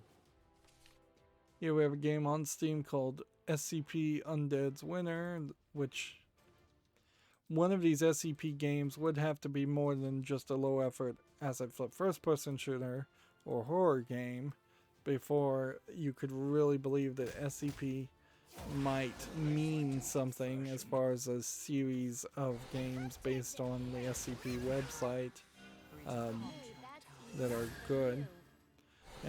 Speaking of SCP, since Control basically stole that idea and then made it their own intellectual property with Control, Control on Steam can now only be bought in the Ultimate Edition.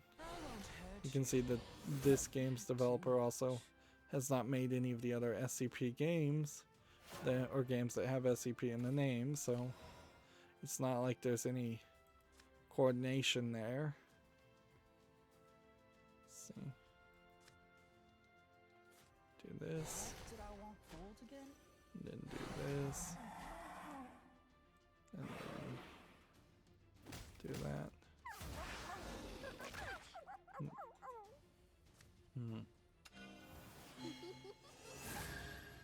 I don't know if I should be evolving this guy, but whatever. Get all back. Bones would be fabulous. Breach of contract, huh? Let's see, next we have a game with some Asian letters called Caver, which looks like a cell phone game, card-based RPG. Yeah, doesn't seem like much. Early access, English not supported, Chinese only, $3.99. Yeah, I guess $3.99 is not asking a lot though. Next, we have a game on Steam called Elixir of Life, which looks like an RPG Maker game. Notice that we haven't been seeing that many RPG Maker games lately. $5.59, English full audio, nothing there of interest. Apparently there's also on mobile phones.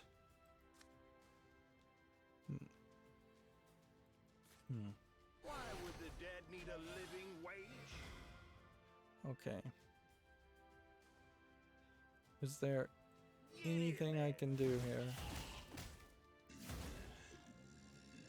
to win? Nope. I'm getting wrecked.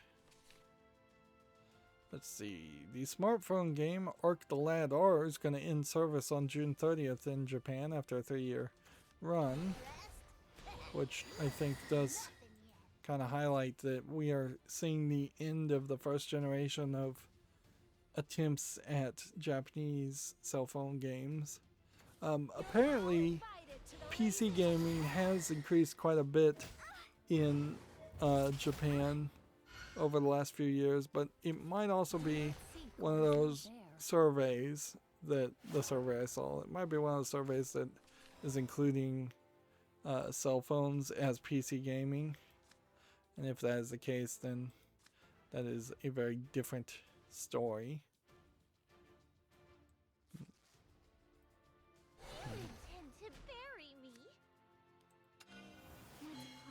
But yeah, I could see PC gaming increasing, particularly since I could see Japanese people getting smaller PCs or laptops and them being much smaller than they used to be.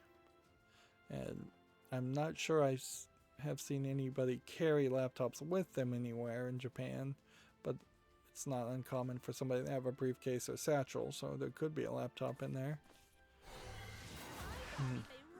Let's see, Gamatsu has Hyrule Warriors Age of Calamity shipments and digital sales topping 3.7 million, which, yeah, as a side game, that is a decent amount of sales over 3 years. Whereas Atelier Ryza has topped 360,000 over,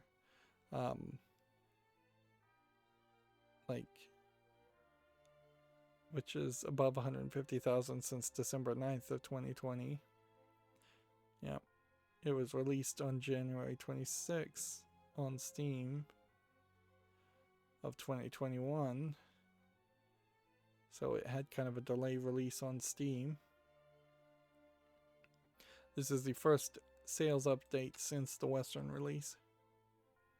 So they seemingly over doubled their sales by selling in the West, which when you run all the rest of the world, all of the West, compared to selling just to the Asian markets of China and Japan and Korea and those type markets, it should be much higher than even double if there was an equal number of amount of interest. There just isn't an equal amount of interest for a lot of JRPG style games, and we haven't really seen anything that seems like it would change anybody's opinion on that.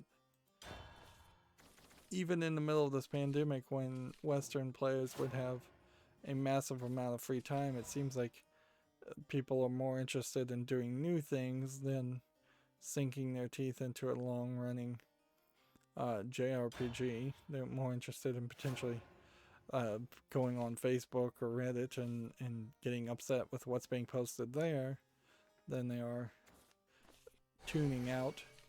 I think there's almost certainly in the pandemic times a lack of certainty and a lack of security that you would need to be able to lock into a long-running JRPG. And certainly I felt similar scenarios in my own life where I don't particularly want to start a long-running video game if I feel like my schedule's potentially going to be messed up or something along that line. If I just don't feel like I have that free time, even if I do have that free time, I need to feel like I would be in the right mood. Moving on, we have a game on Steam called Rounded, which is just a physics marble rolling game for 89 cents, English and Turkish. It looks incredibly boring.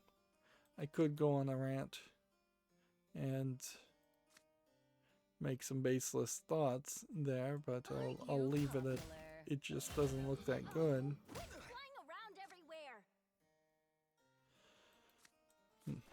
Let's see, it's gone Berry 1. I interest you in reasonably priced souls.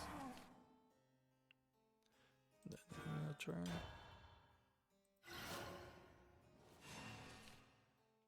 Here we have a game on Steam called Pix Fizz, which looks like pixels in physics and doesn't actually look like a game. Early access $3.99, English only. Nothing there.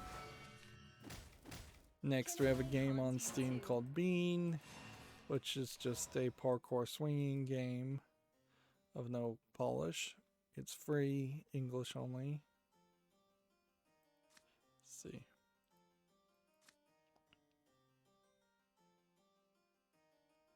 Do this.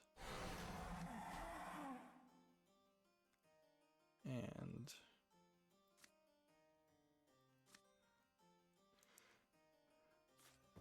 do this, I Are you suppose. in need of medicine?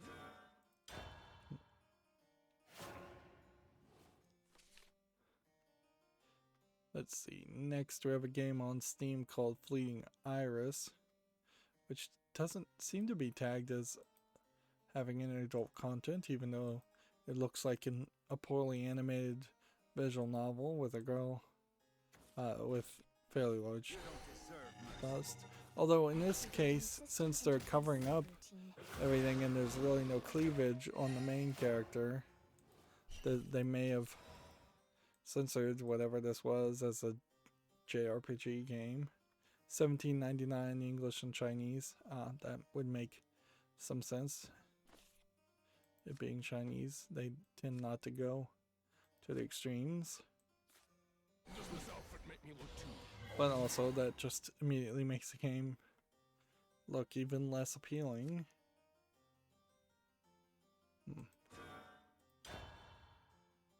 Let's see. Next, we have a game on Steam called Rescue Team, which apparently is played in a tiny little window.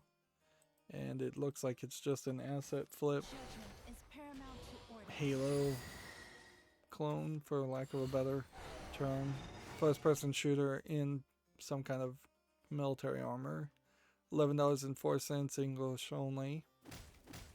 Nothing there of interest.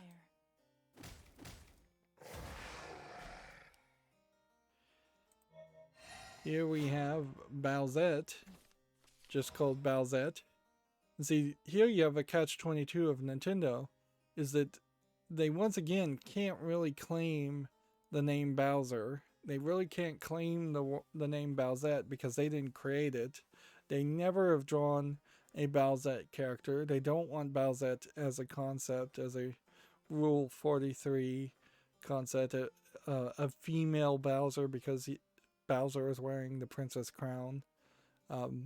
So they've got no foot to stand on as far as somebody else making a game like that. Now, what is this really? It looks like it's an adult asset flip beat up RPG game, of which I don't think there's a legitimate reason why anybody would be interested in it.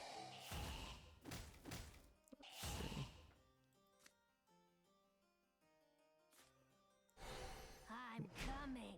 Detestable. That, Detestable. and that, Detestable. that, Detestable. that, Open wide. and that.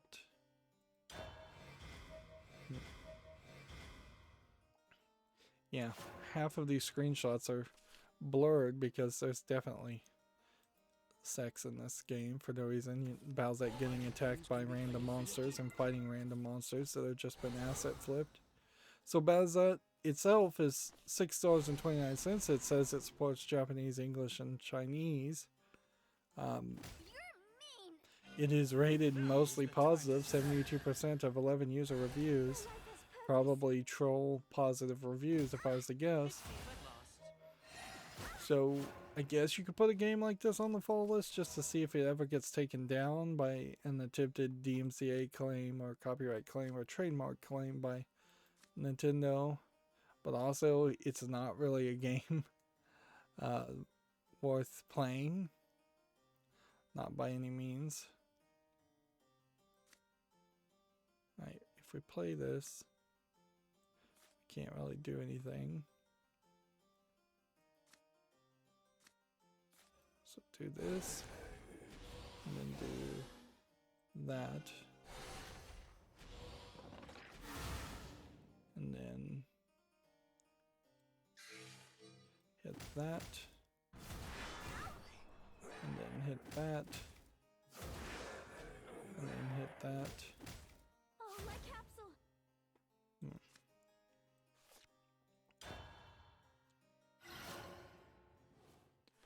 Let's see. Next, we have a game on Steam called I Am a King, which looks like it is a strategy sim game. Which, in all fairness, some of the like Reigns games where you're swiping left and swiping right to act as the king is so visually boring compared to even this that this probably is a smarter way if you want a simulation of being a king. It's one of these resource management games that has that element in which people are fishing and mining and lumberjacking.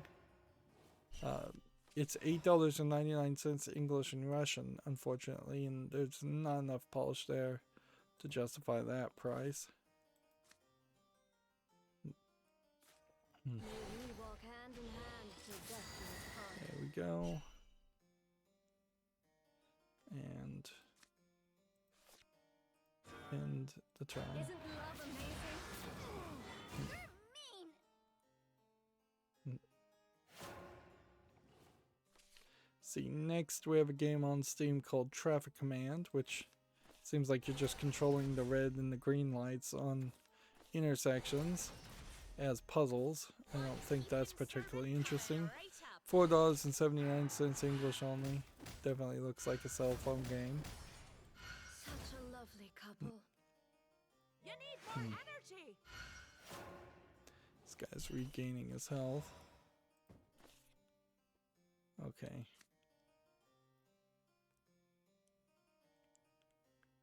Let's see. Why Can would do the that. dead need a living wage? We can do that. Are you in need of medicine? We can do that.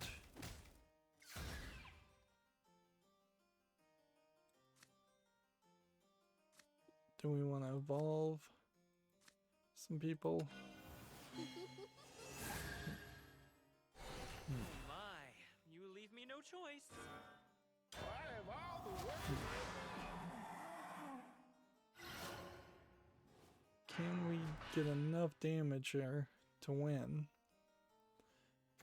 What potential? Next, we have a game on Steam called Symbiotic Dungeon, which looks like you play as a robot in a top-down dungeon type game, roguelike game. It's free, English only, full audio allegedly. Nothing there of interest. It's secret, boss. I'll destroy you all. I will fulfill my vow.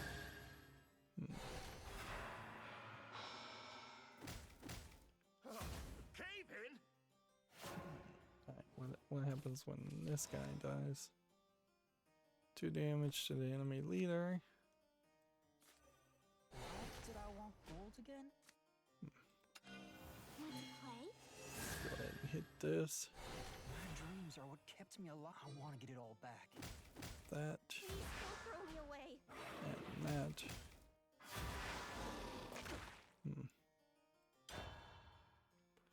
Still think I'm gonna lose here. Next, we have a game on Steam called Move Forward, which looks just like a frustration platformer where you play as a cube for $4.99, English only. You will atone for wasting my time. Next, we have a game on Steam here called DREX Rebirth of Horror, which looks like it's a frustration platformer with some horror elements to it too. But yeah, I don't really think there's too much going on here that would make me interested in it. First chapter in a series of platforming horror games for free. Yeah, and I don't like that as an idea at all, serialized platformers or serialized horror games. Guess we have to do this, and unless we magically do something there, we've probably lost. Perhaps you're who I've been waiting for. Here we You have will atone for wasting my time. Firelight Fantasy Phoenix Crew, which looks like a player versus player medieval sword and slasher. Early access $5.09. Single player only. Third person sword fighting game. Is there a reason why I would play this? No, I don't think this heads up display is that good, and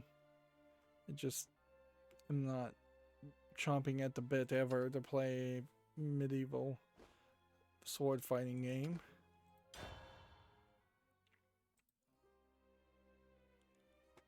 Let's see, next game is tagged with nudity and sexual content. So let me see if I can show some things off. Well, yeah, I think we can. Happy puzzle. I may be getting particularly lenient these days as far as what is YouTube family friendly or not, and YouTube doesn't seem to really care either. So you've got some anime girls, and then the actual game seems to just boil down to some very low effort puzzles, and then you have a completely different anime style here and there for some kind of visual novel type elements, which makes me really think that this is probably the mix match of several different contents. If anything, it seems like the CGs of the more realistic anime girls are the extremely rare variant of images you'll see, and the actual game is the lower effort chibi style. This is English and Chinese as far as the language, and they're selling it for $1.49. Oh, Nutaku, by the way, is also coming out with a Brazzers game. So, yep. I guess the idea or meme or joke there that why don't they just make a Brazzers themed adult video game has finally been committed to.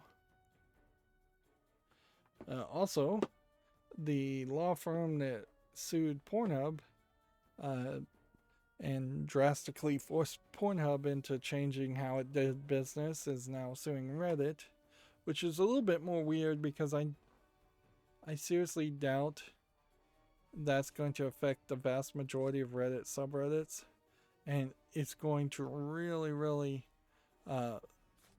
ruin the adult subreddits, like the Girls Gone Wild style subreddits where random users are just posting pictures of themselves. Those are very small niche Reddits with very few, relatively speaking, users, but yeah, those communities may very well just be utterly destroyed. Or it may not affect anything at all because Reddit may just be able to say verify your age as far as this, as far as posts go.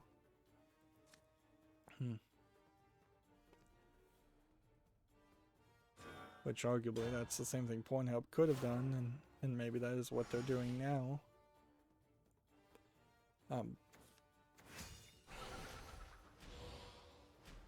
Moving on back to video games though, here we have a game called Manipulator 1, The Hand Behind, which looks like kind of an ugly space game in VR.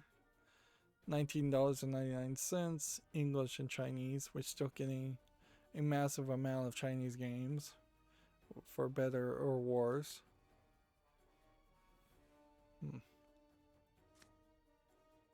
Okay.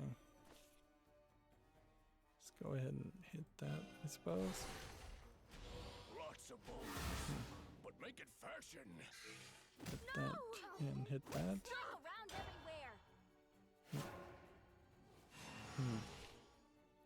Next, we have a game on Steam called Angry Squirrels. I'm still trying to go through all the games. This is a frustration platforming game where you play as squirrels, which that's slightly different. 59 cents, English only. Still not something I'd ever want to actually play. Next, we have a game called Gravity Snake, which just seems to be where you play as a worm or a snake trying to play the game Snake. The only difference is that there is actually gravity. It's free, English only, and has this developer put some other garbage games on Steam? Yes, he has. Yep. Okay. 4 ghosts. Probably the safest thing to do. Then that. And that. And that.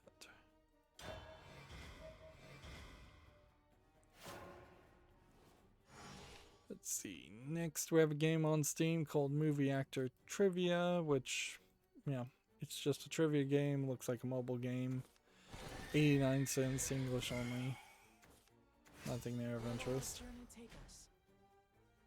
Let's see. Next, we have a game called Game Company Simulator Back to 2000, which just looks like a Chinese game and looks very weird on top of that. But all these simulator games are still not very interesting to me. $4.49, English and Chinese. Yep. Not an ounce of surprise in any of that design. The uncharted desert awaits. Okay.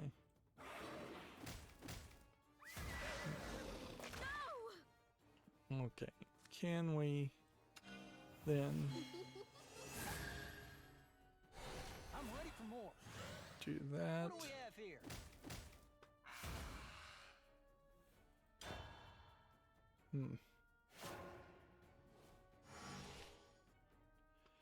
Next, we have a game on Steam called Wild World, which is a top-down twin-stick shooter.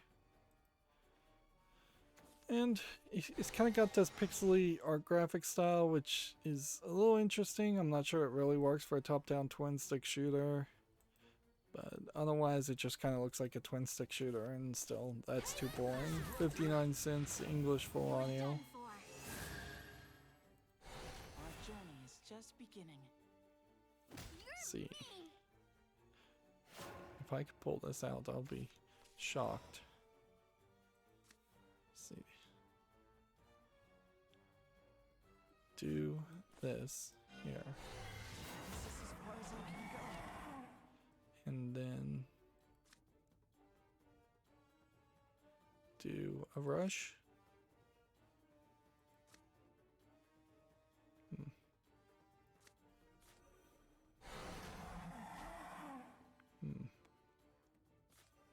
Oh, are you in need of medicine? Alright. Hit that.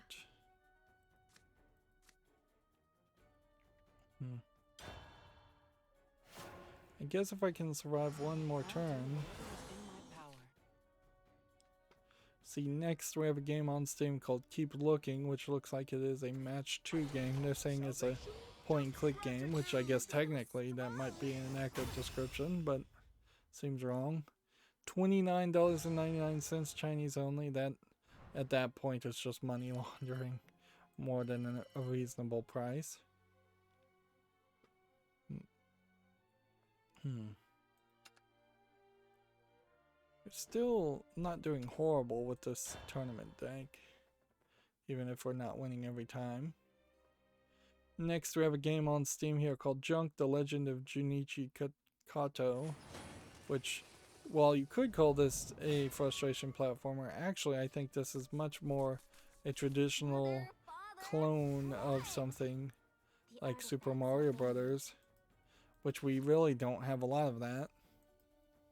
So I have to give this a little bit more time to think about. $6.99 is a fairly odd price tag. English and Japanese. Yeah, this has to be on the follow list just to see if people come back and say it's actually good. It could also be that it has just like 1 or 2 castles and that's it, and they're all very frustration difficult castles.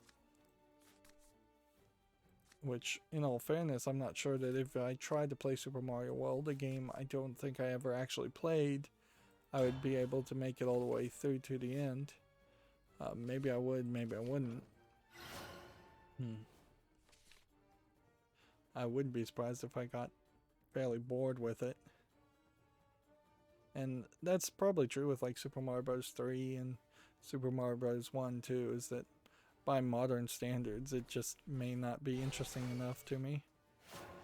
Let's see, next we have a game on Steam called The Depths, which looks to me like it's just asset flip maze game with nothing else there. $1.99 English only. I've got 3 animated of the same card. You'll find gizmos like this every millennium. And then we have a game on Steam called Nightfall, which looks like it is maybe a werewolf RPG sim. Or werewolf style gameplay. Multiplayer is focused here, free to play with some DLC, online PvP only. So yeah, it's just not the kind of game I'd play. And see, that eliminates a lot of the games on Steam, so let's go back and start covering some of the news again. This could come into play, or this could do a burial right. Let's put that into play. No, literally. Let's see.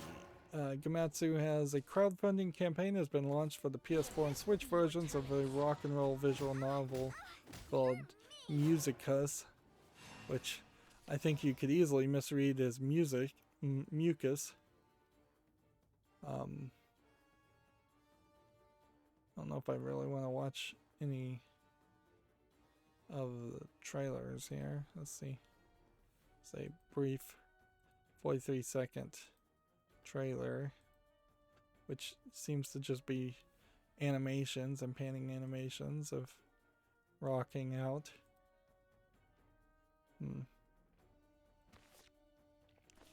Doesn't seem like there's much else going on. Right. I can hit this. I'm coming for And then go detestable. 1, Detestable. 2, and Detestable. 3. And then I can hit Popular. that Detestable. and hit that.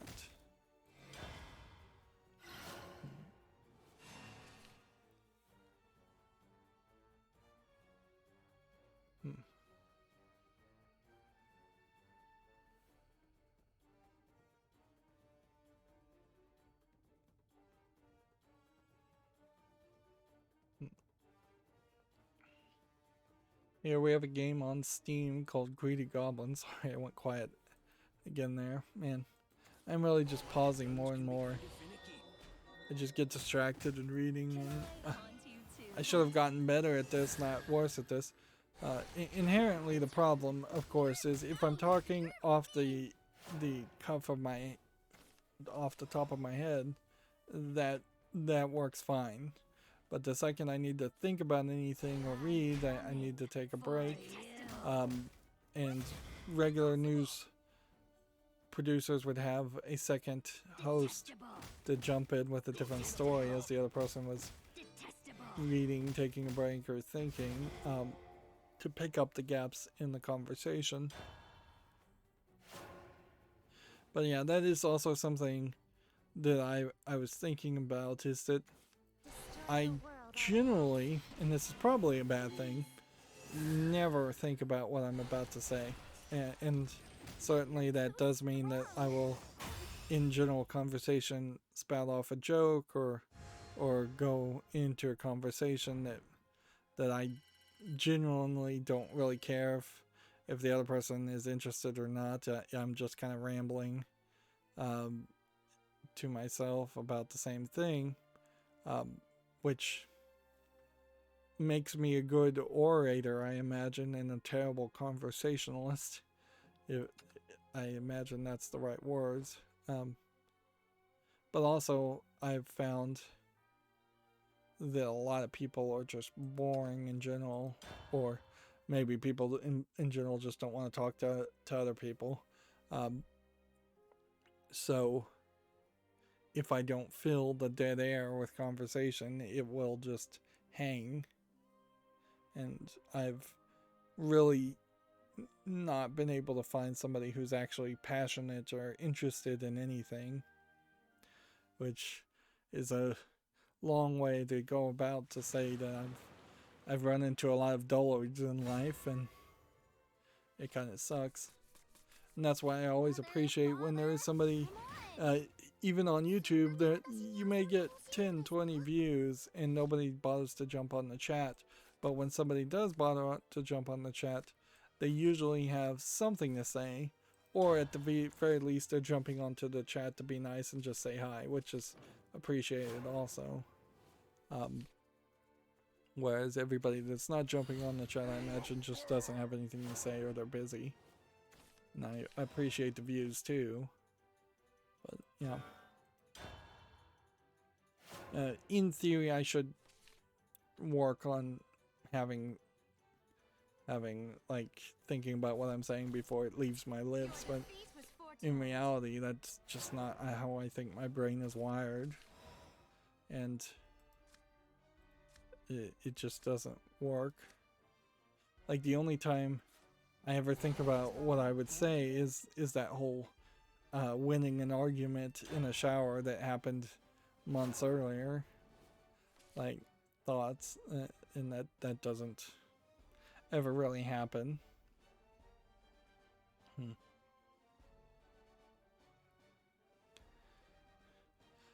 Let's see. Moving on, we have a game on Steam here called The Greedy Goblin, and this feels more like a student project than a final idea, but there's something here I kind of want to give it a chance since it's free. English only. Like, it does seem like there aren't any enemies and you're just this goblin wandering around trying to find all the coins, so it's kind of like a 3D platformer concept. And so, yeah, I'm gonna put it on the follow list. Almost certainly I'm gonna regret that later and wonder why I bothered to ever have that on the follow list. Let's see, do that to draw 2 cards. Fill the emptiness. And then, do we want to do that now? Probably. Are you in need of medicine? Let's see. State of Play featuring Ratchet and Clank Rift Apart and 2 indie titles has been set for April 29th. So, yeah.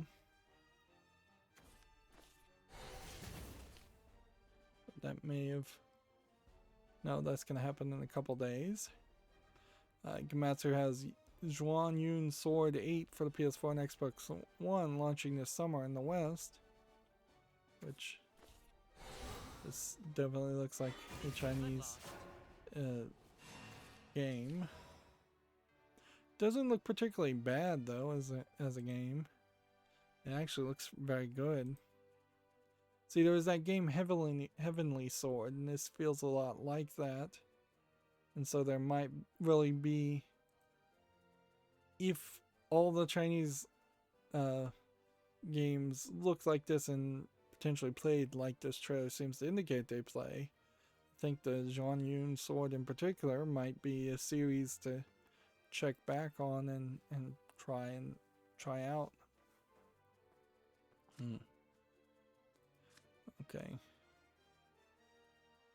If I bring this to the field, What did I want again? it doesn't activate its effects. Nope.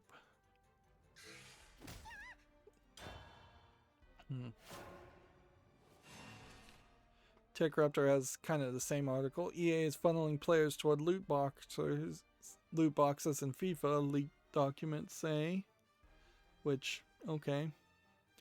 But you'd be kind of a sucker to play FIFA and not realize that it's totally pay to win and not something you really should play.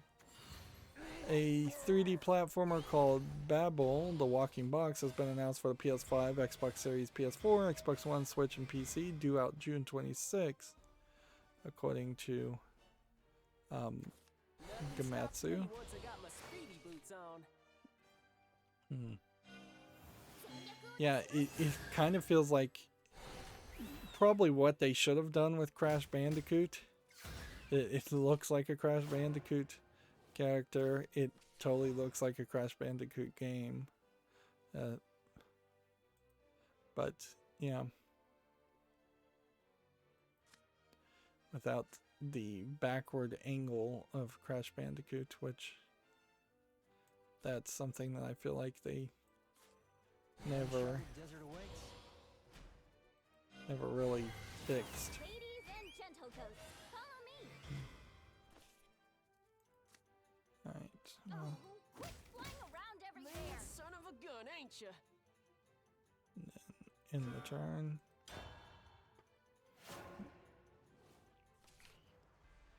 So yeah, here's its Steam page. Some backward perspective, sideward perspective, some boss fights, all very Crash Bandicoot-y. I think that deserves to be on the follow list. Although oddly, they're comparing it to Yooka-Laylee, which is weird because I'm fairly certain Crash Bandicoot did come out. Balan Wonderworld never got well received. This ends here. They're comparing it to New Super Lucky's Tale, which is very positive. Seriously, is Crash Bandicoot not on Steam?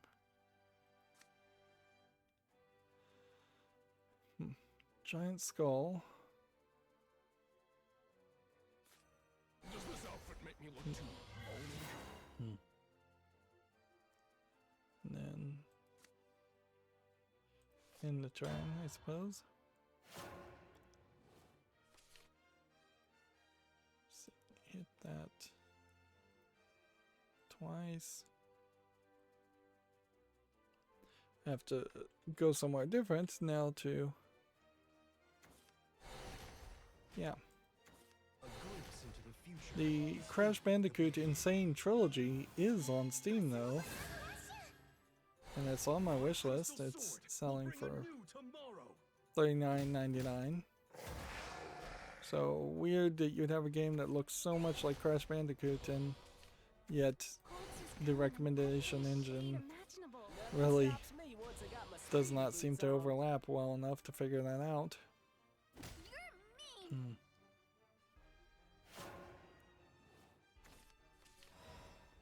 Right.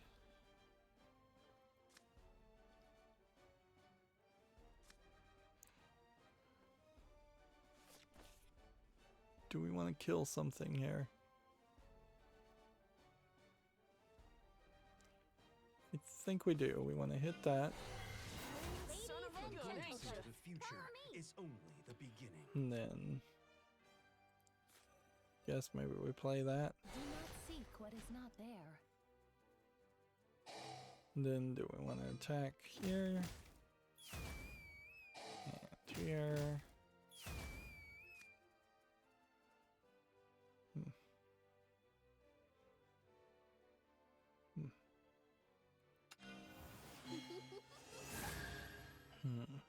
Awaken, for the end is you've been chosen. I'm out of cash. See. If you have more evolution points than your opponent, gain an empty play point orb. Maybe an end. So I did gain a play point orb. Nice. Tech Raptor has Succubus's release date being announced and a new demo available. Interesting that they're showing this kind of theme because they can't really show you most of Succubus. It's supposed to come out July 21st, 2021. This is the developer Madhead Studios, I believe, of Mad Mind Studios. I never got that name right. The maker of Agony, which was a pretty bad game. You can see here this video is age restricted, and thus I don't even know why they're bothering to embed videos. It really just goes to show that that content creators and news reporters have not realized that you can't see these videos when they're embedded like this, if they're adult content, or at least I can't find a way to see that content without going directly to the website, which I guess for news journalism's sake alone.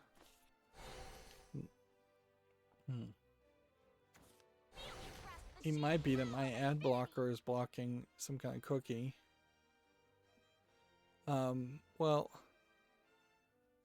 the nipples on Succubus that are being shown are blurred, even are being blurred anyways. She just walked out of a pool of blood and she's holding the camera like a YouTuber and talking directly to the camera.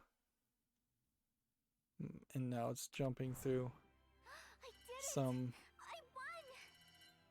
different variations in which your character or other characters can be depicted, so they can change their body type and skin color apparently, and apparently you can change the your kind of throne.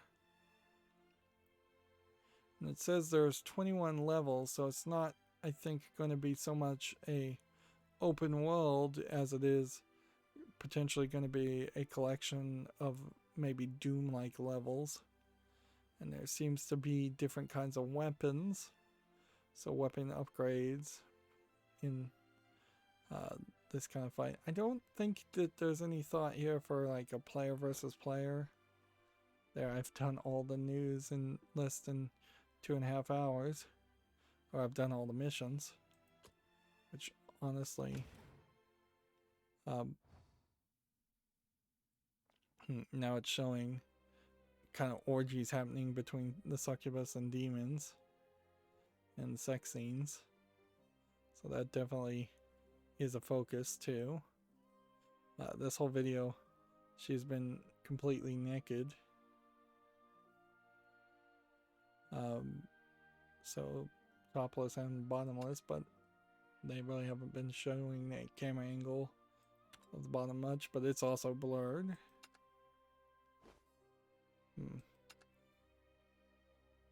Okay. And for some reason, it's decided to autoplay into one of my YouTube videos immediately after that. Which, okay, that's weird. Succubus is one of those games that once again becomes a bit of a problem in that you really could I really could never cover it. So it almost comes down to, hey, do you want to see less footage of me but have me talk about adult games? Then gift me Succubus, or and then I would play it. Same is true for Agony, but there's just kind of no way I could play that game I do have blurring technology, so theoretically I could make footage of it blurred and maybe make it YouTube family friendly, but I don't see if how that would really fly. Let's do some of the single player concept. I guess we'll have to try with discard deck. Yeah, I don't see how that would really fly with YouTube, nor do I see how that would make a very interesting content. I pretty much would have to be describing the visuals anyways. So it only kind of makes sense for me to play a game like Agony or Succubus, and Agony wasn't even good, is if there was some kind of switch toggle or mod to just put clothes on people. Which, even if I could just put my logo over everybody by changing the game textures, that would work very nicely. But there's no easy way to do that, like, because all of the content and stuff like that is usually encrypted into the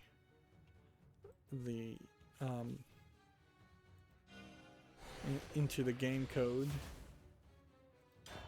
So it's not something as easy as here's a 3D texture map, change it to a logo. And even if that was the case, then that still probably wouldn't be family friendly enough for YouTube.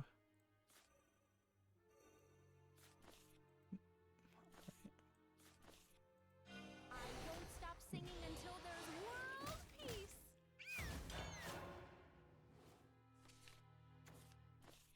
Let's see, moving on, Respawn and Oculus have won the Academy Award for Medal of Honor short documentary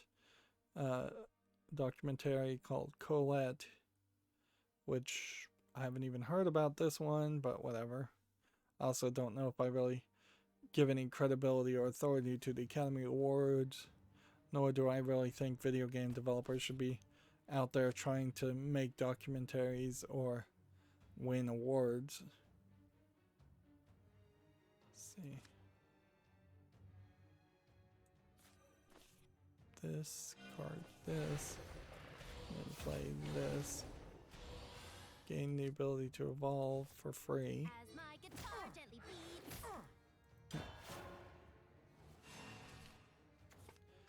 Let's see. Checkraptor has a next Animal Crossing update brings Mayday Madness and more. I can't sing enough Which, notes. yeah, okay. Read that article if you're interested in that. Gamma Sutra says Frostpunk has sold over 3 million copies in 3 years. I think we may have already talked about that.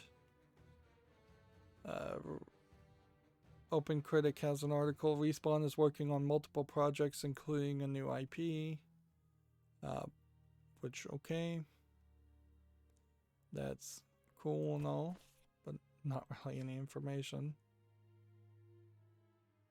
You have more points than that. Do that. You get on my nerves. Hit that.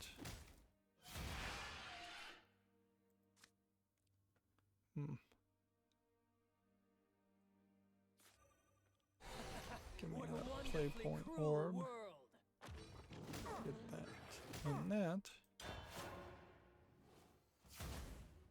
Newest water. Checkraptor has an opinion piece. Has the age of real-time strategy gone by? A dance to make the world blue. Which arguably I would have said yes a long time ago, frankly.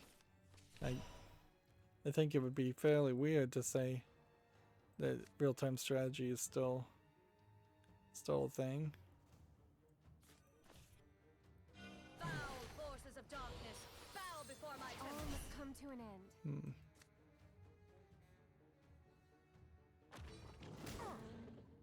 Do we want to evolve some more?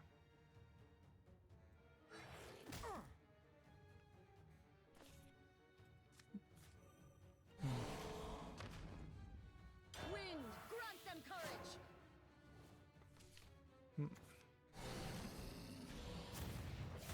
see, Gematsu has Xbox Live free games for May being announced. So for Xbox One, it's Armorello and Dungeons 3. For Xbox 360, it's Lego Batman and Tropico 4. Okay.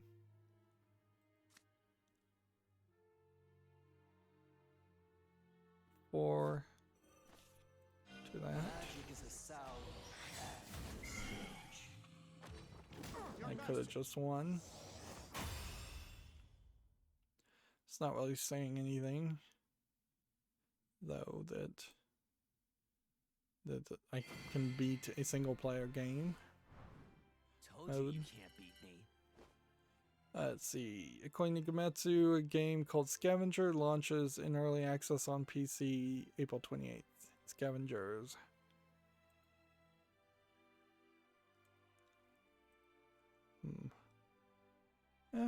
Looks like it might be good, but it also looks like it might just be a zombie first-person shooter game in the snow, which maybe that is just enough to make it unique enough with the running and parkouring elements too.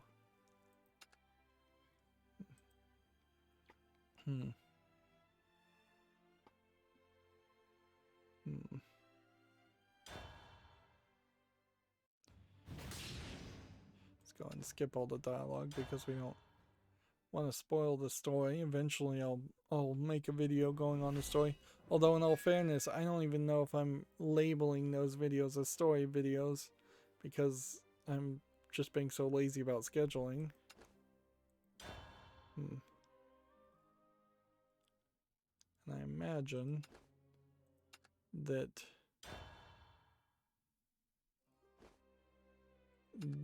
yeah, that's all I could have done. So we're waiting for more of this story to be added.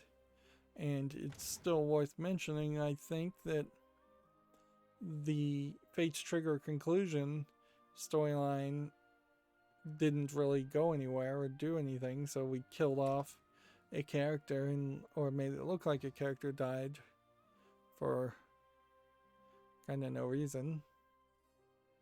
Which then I guess that means we just play rotation ranked, and that means we should be playing tournament wins.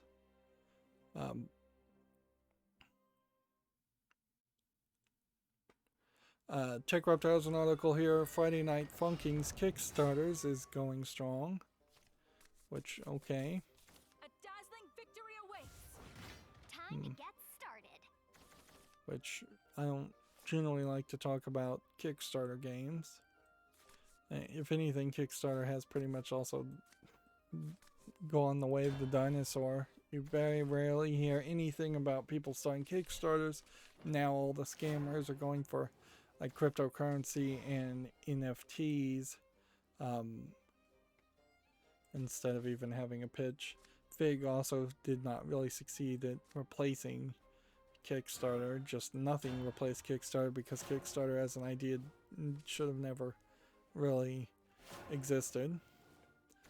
TechRaptor has a King of War's Armada baseline guide. I have no idea why you would want to play this game. It's a board game too. That's why I haven't heard of it. So yeah. This is fairly big news. People Can Fly has acquired Phosphor Studios and renamed them People Can Fly Chicago. People Can Fly, I believe, is the people who made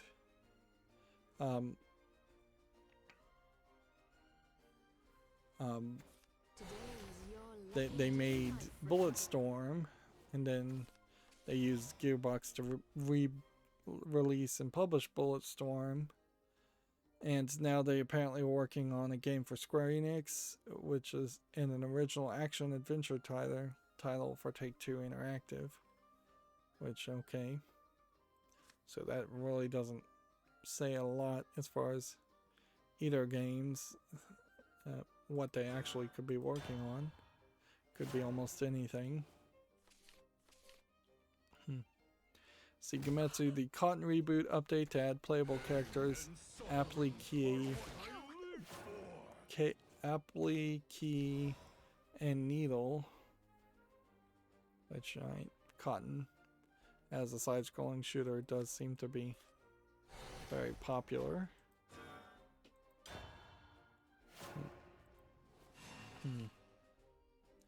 See, Cotton Guardian Force Saturn Tribute is announced for the PS4 and Switch, so this is another Cotton game. So there must have been an announcement. Death Smiles 1 and 2 for PS4, Xbox One, and Switch launches December 16th in Japan. This is also, I think, a shoot 'em up. Yep. Series, even though this doesn't really look like that's what that would be. I would have definitely guessed it was a There is not a soul visual without novel. sin. My blade is your salvation. Punish the wicked. Spare the innocent. Let judgment fall. Let's, I guess, hit that guy. Splendid brutality. And then play this. And then end the turn.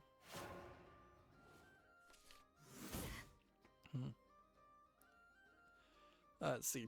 Gematsu has this week's Japanese game releases of Returnal, new Pokemon Snap, R-Type Final 2, and more. Let's see. Grisaya Phantom 01 to 05 for the Switch. Then a whole bunch of games digitally, which this may be an indication that we're going to see a lot more releases as digital only in Japan, where I feel like that market would probably still want physical a lot more, but the pandemic may have just forced everybody to go digital. Alright, well, do this. Good draw.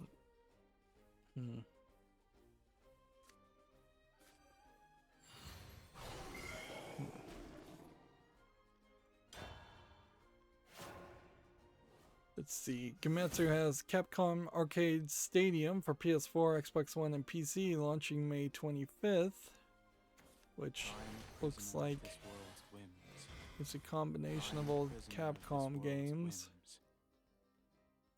but they are real Capcom games, even though a lot of the art seems to imply that they would be parodies of old Capcom games. This probably is a slightly decent bundle for a few games, and then you're going to get a lot of games that aren't really interesting, and it will come down to simply the price, and the price will probably be the killer part of it. So do this, and if I play that, nothing else will happen.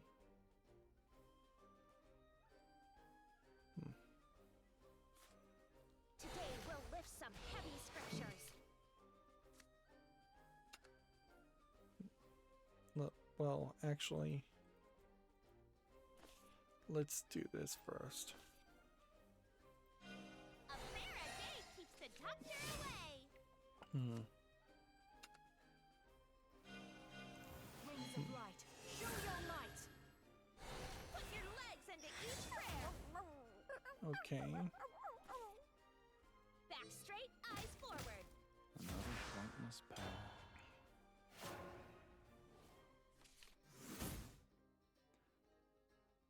See, TechRep has an article here. Near replicant PS5 share tweets are being blocked by Sony. Apparently, the number itself is being flagged as profanity, where I can't imagine how this number would be profane. That seems crazy. Which once again does seem to highlight PlayStation 5 not having their ducks in an order. I don't know what I was about to say there.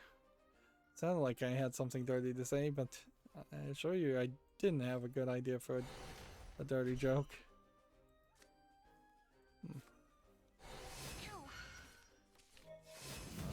Pointless path.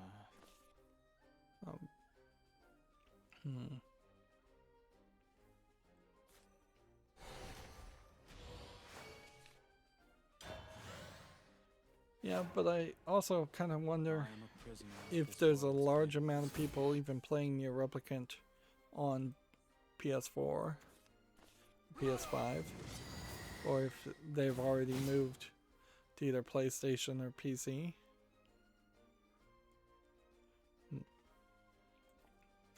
Today is your lucky day, my friend. See, next we have a game on Steam here called Soul Dorado Heist, which looks like it's a visual novel game. Looks like it's an interesting idea of having like a casino based on El Dorado, and then having some wild looking characters because of that. It's $4.24 English, Spanish, Latin America. Let's put that on the follow list and see if people like it. I imagine there's a decent chance people don't. Another pointless path. Let's see, this would do 4 damage, but not save me. This would do 2 damage. I'm already a proper lady, you know. Please, no more.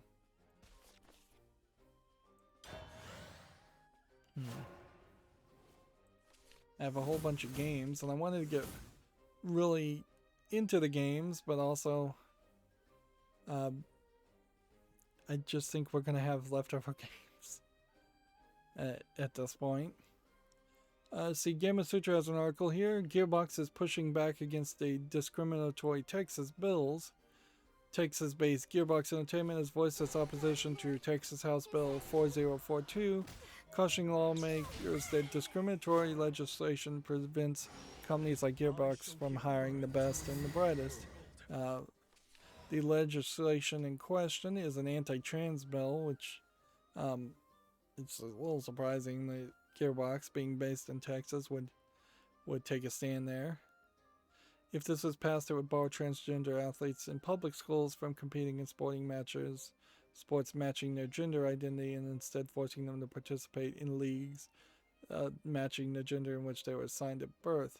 And see, there's a lot of concern and talk around this subject for what, for my opinion, seems to not matter at all. And it kind of highlights how obsessed some of the states like Texas are about sports. The one thing I had heard is that there was a similar Florida bill that would then require genital inspections of these children participating in high school and junior high to prove their gender. It's like, all right, so you've made a way worse solution than the problem ever could have possibly been. Which, honestly, if you can cross-dress and pretend to be the other gender, and people let you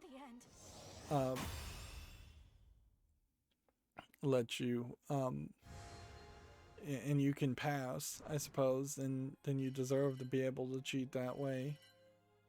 Inherently, the solution here is so easy. It's just get rid of gendered sports and let the marbles fall where they will, as far as, yeah, a significant percentage of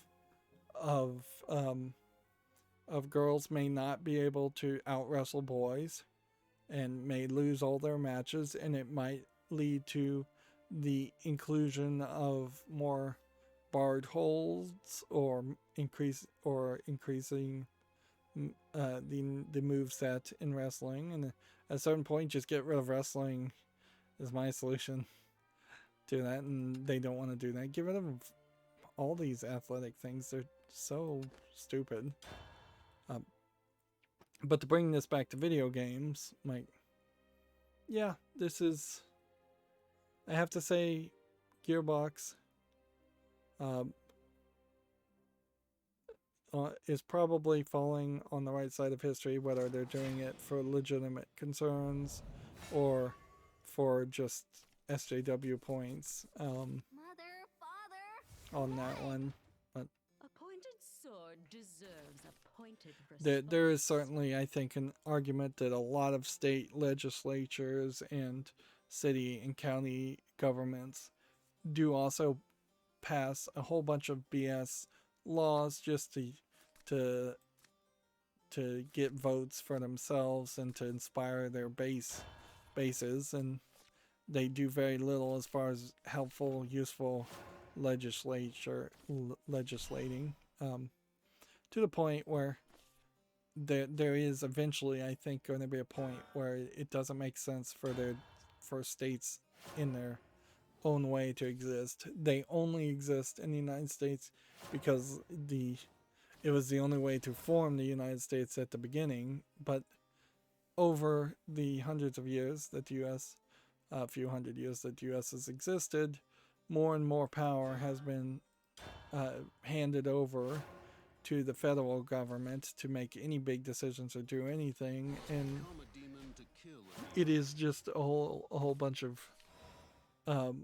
busy work that the lower governments really focus on, and some stuff probably should be run by the lower governments, but I'm not sure I fully agree. Like, if the entire water system was one big water company run by the U.S. federal government, maybe water would be cleaner and safer and better. If the entire electric grid was run by one government-run electric company, maybe it would be cleaner, better, and cheaper. Like, generally, the idea of capitalism is that the economy of scale does improve things, not make them worse. So I don't know why that same concept would not be applied to governance. And sure, there's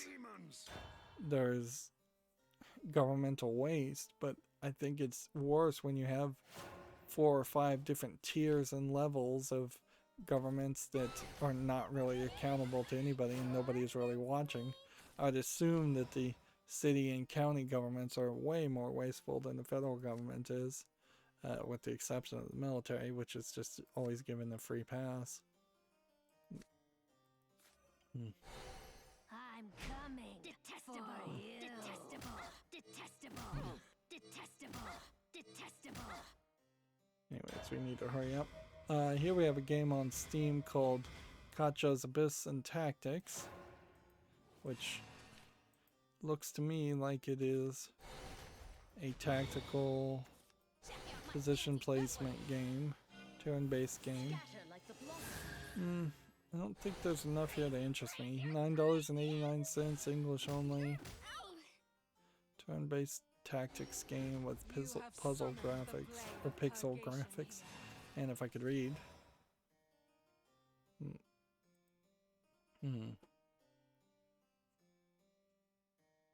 Let's see.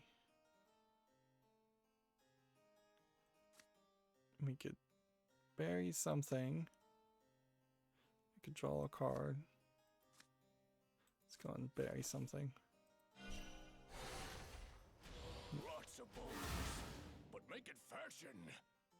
And then I guess I'll hold that.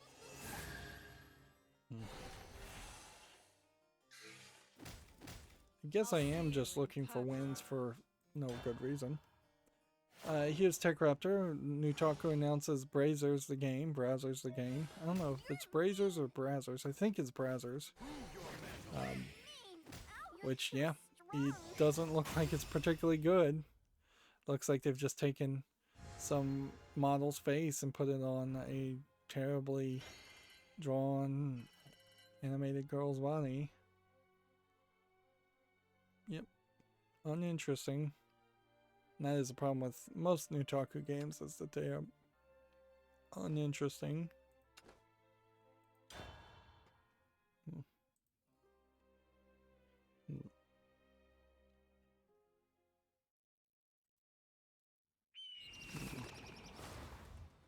Here we have a game on Steam called Bojo, which looks like it's a dropper style game with neon blocks. Activate.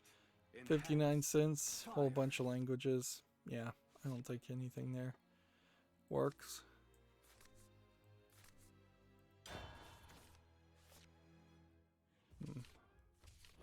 See, Gamatsu has a job listing for Ringtail Games as a user experience, user interface artist in Stockholm, Sweden, if that interests you.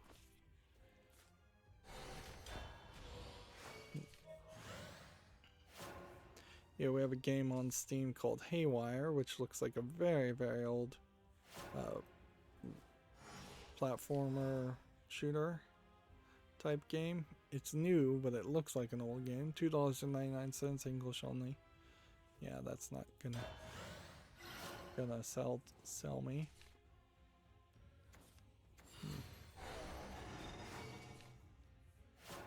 Interesting. Gamasutra describes Outriders. People Can Fly as the developers of Outriders, which I guess may be a newer game they worked on. But, you know, I'm fairly certain they worked on Bulletstorm. Made that game. Maybe I'm wrong about that. Do I want to evolve this? Or do I want to just end a turn? I guess I'll just put it on the field.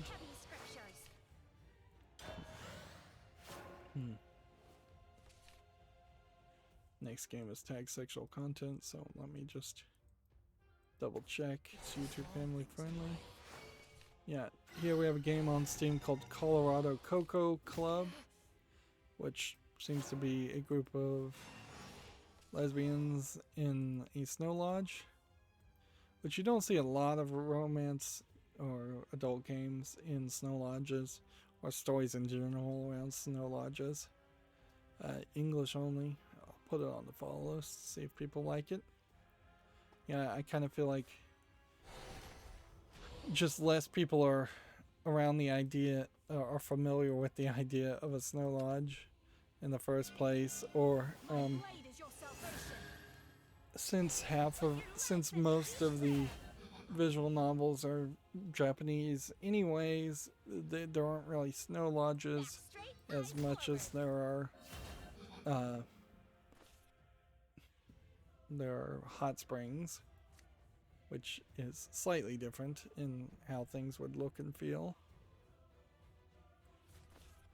A bear a day keeps the doctor away. Should have healed myself.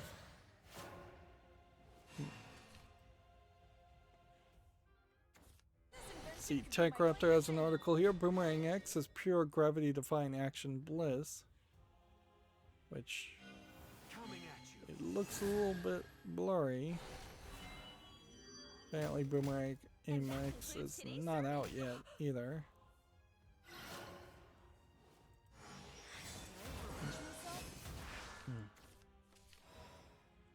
Okay. Do that. And then do that.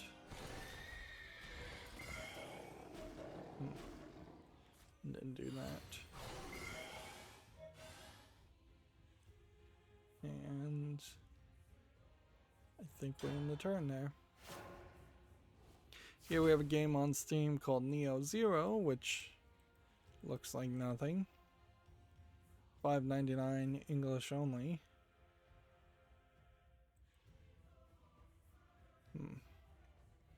Next we have a game on Steam called Key to Heaven, which is not interesting either. Free to play, whole bunch of languages, allegedly full audio in all of them. Yeah, I don't think so.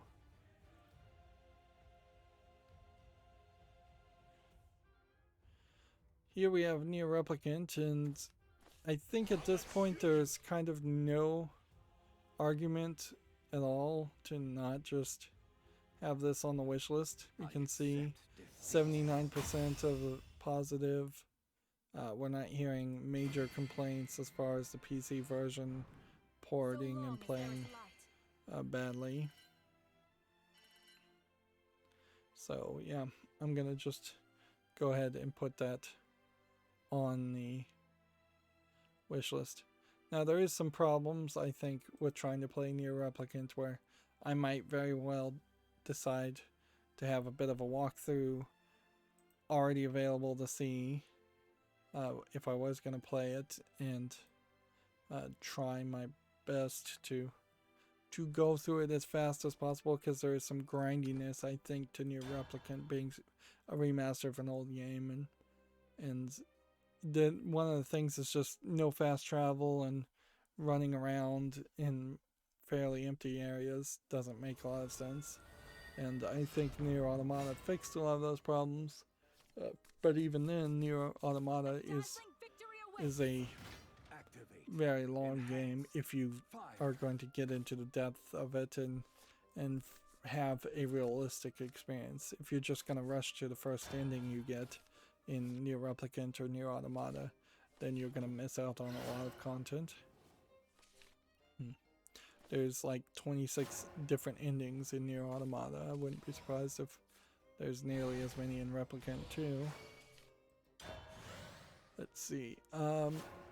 Gamether has Scarlet Nexus Battle Highlight gameplay for Hospital Museum. We may have already talked about this, but maybe not. Yep. And this is another JRPG. Looks interesting.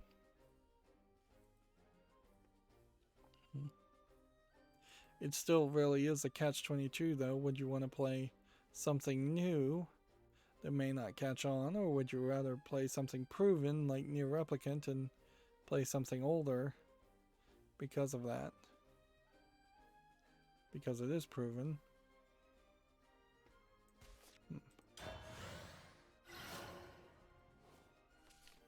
Here we have a game on Steam called Crazy Race, and I think we'll give it at most 30 more minutes and then we'll call it a day.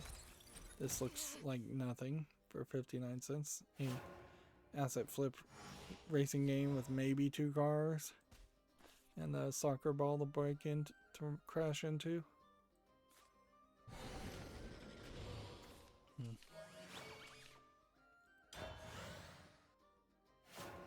Let's see.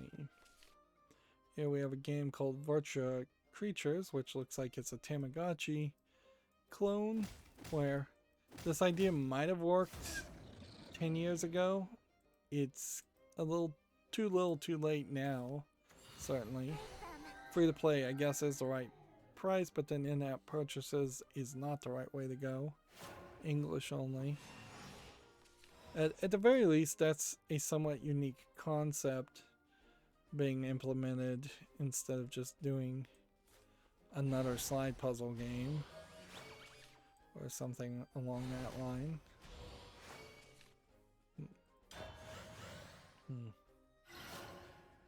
At least your game is a little bit differentiated that way. Here we have a game called Alone in the Office, which is just a horror asset flip game.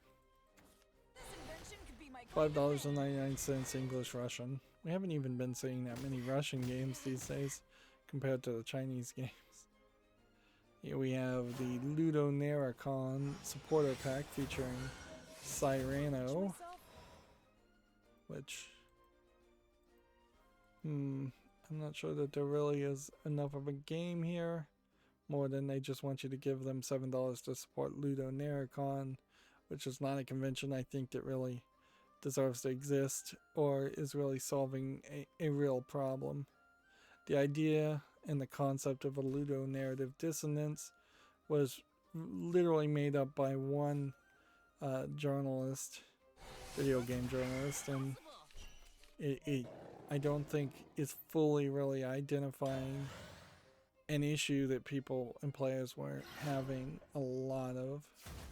It's it's too detailed and too simple, too easy of a bow to wrap a lot of game development flaws around, and to try and make the claim that, oh, the reason why your game is bad is not because of the dozens or hundreds of mistakes you made while developing it. It's just because you're creating a ludonarrative dissonance, which usually that's not even a big deal. Like, I should explain what a ludonarrative dissonance is. Basically, you're playing a video game, you go in a room, you hand-to-hand combat, kill hundreds of enemies, and don't take a scratch. You walk through the next door, there's a cutscene, and you get punched in the nose by a low-level enemy and then captured and taken to prison, and you barely even put up a fight. The idea there is there's a difference between how the character feels when you're playing it versus the way when you're telling a story.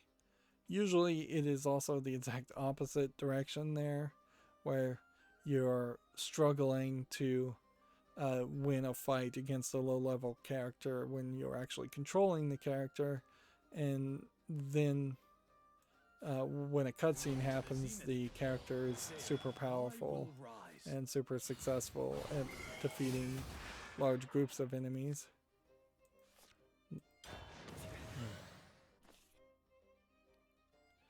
Let's see.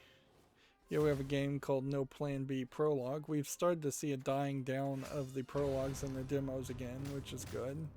This looks like a low polygon, squad-based SWAT type game, but it seems like it's turn-based really, and I don't think that there's probably enough of a game here. In general though, if I was going to be interested in this, I would go to its website and just put that on the follow list, I suppose.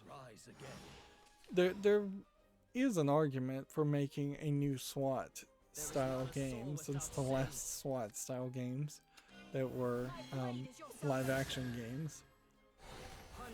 But also, a lot of that comes down to whether or not SWAT is looked upon by the general game-playing audience as the good guys or the bad guys, and always the police, special SWAT teams or otherwise, are showing themselves to be the bad guys a lot of times, or being put in the light of being the bad guys a lot of times.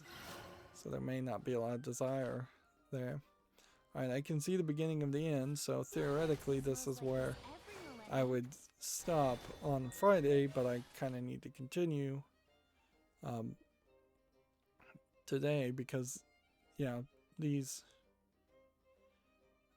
links do seem to go in reverse chronological order, which makes sense in most cases but doesn't really work in my case.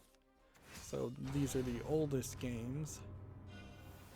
Here we have Haunted Hotel Eternity Collector's Edition, which is a Big Fish Games horror game, hidden object game. $12.59 English full audio.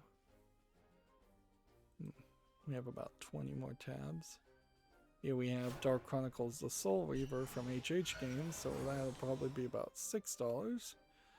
$5.39, which, feels like HH Games is just going to try and release a game right at the same time Big Fish Games does and undercut them, which is not a bad plan.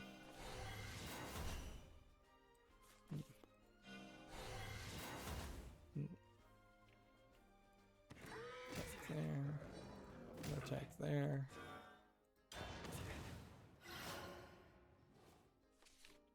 Let's see.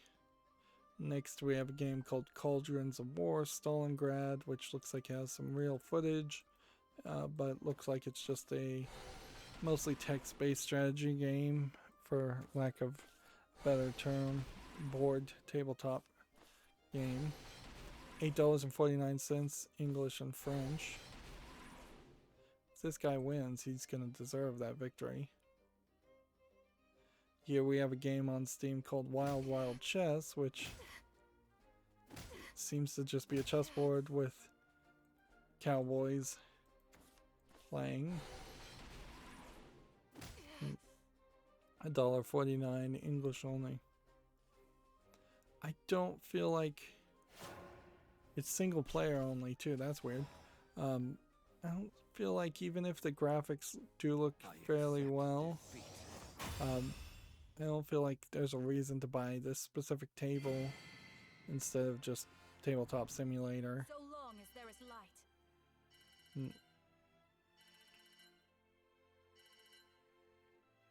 Next, we have a game on Steam called Blake the Visual Novel, which looks like a Western visual novel going for more of a comic book art style. It's coming out July 14th. I don't know why somebody linked me to it. I'm looking at the video. I guess we're gonna have to play one more game and keep the streak going and see if we can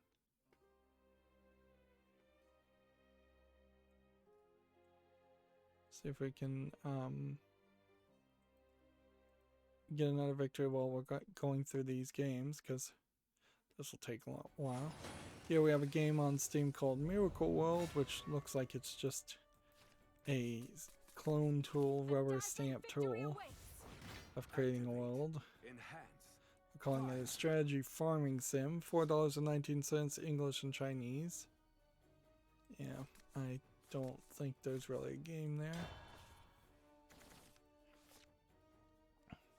Next we have a game called Dark Sheep, which looks very pixely, very boring, for $2.69. They're comparing it to Lorelei and Limbo, which, yeah, I should have a lot more hours on Limbo and a lot less hours on Lorelei. I left that running, obviously. Did not put 150 hours into playing Lorelei. It's not that long of a game. Next we have a game on Steam, SJ19 Learns to Love, which looks like a weird title for a platformer shooter. Just pixely graphics. It's just the wrong kind of graphics for that type of game. Kind of feels like it might be a Metroidvania too. $5.94, English only. Yeah, just the wrong design. Next we have Power Washer Hero. I think we may have already talked about this game. Yeah, I can't really imagine, if you were into power washing, that this would really satisfy doing it virtually. $2.99 English only. Really, this just feels like a meme joke game.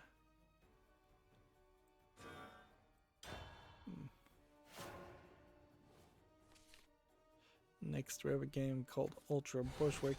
I may have talked about some of these games, actually. That's a possibility. It's just a whole bunch of neon colors. I can't even tell what kind of game it is. Apparently it's a twin stick shooter top-down game for $4.99 English only. Yeah, but looking at the screenshots, I couldn't really tell you for sure that that's what was going on. Okay. Do this. And then end the turn.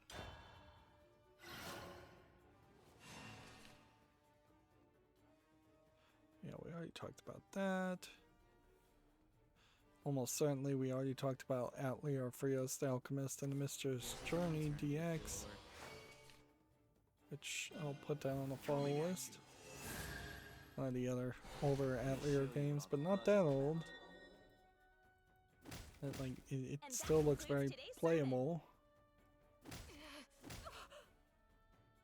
Although the DX version might be an improvement on the graphics slightly. Can I do 3 damage to everybody and save myself, or should I do this? Look to the zenith, for there I will rise. Do I want to evolve here?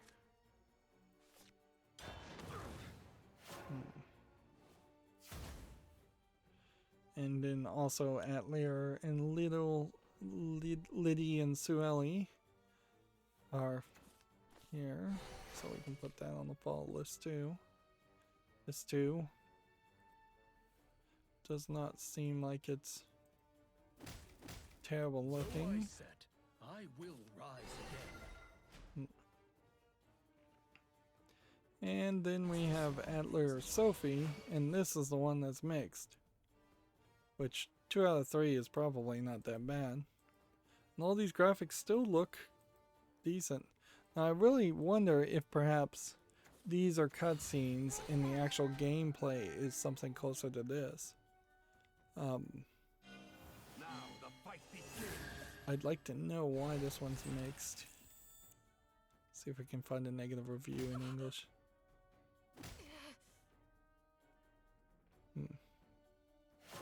Neither the DX trilogy nor the original versions are the end-all be-all versions. This has got new outfits and dialogue and such you might want, but also a graphical downgrade. Check out the discussions for details.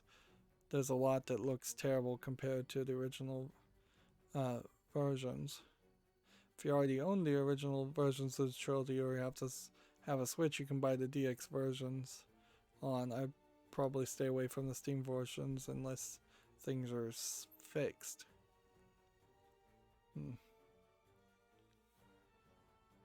Not recommended for low graphic quality, and that must be the only. Nobody else is complaining about that. Not looking at the screenshots, it doesn't look that bad, but I could see people being upset for several different reasons. Okay.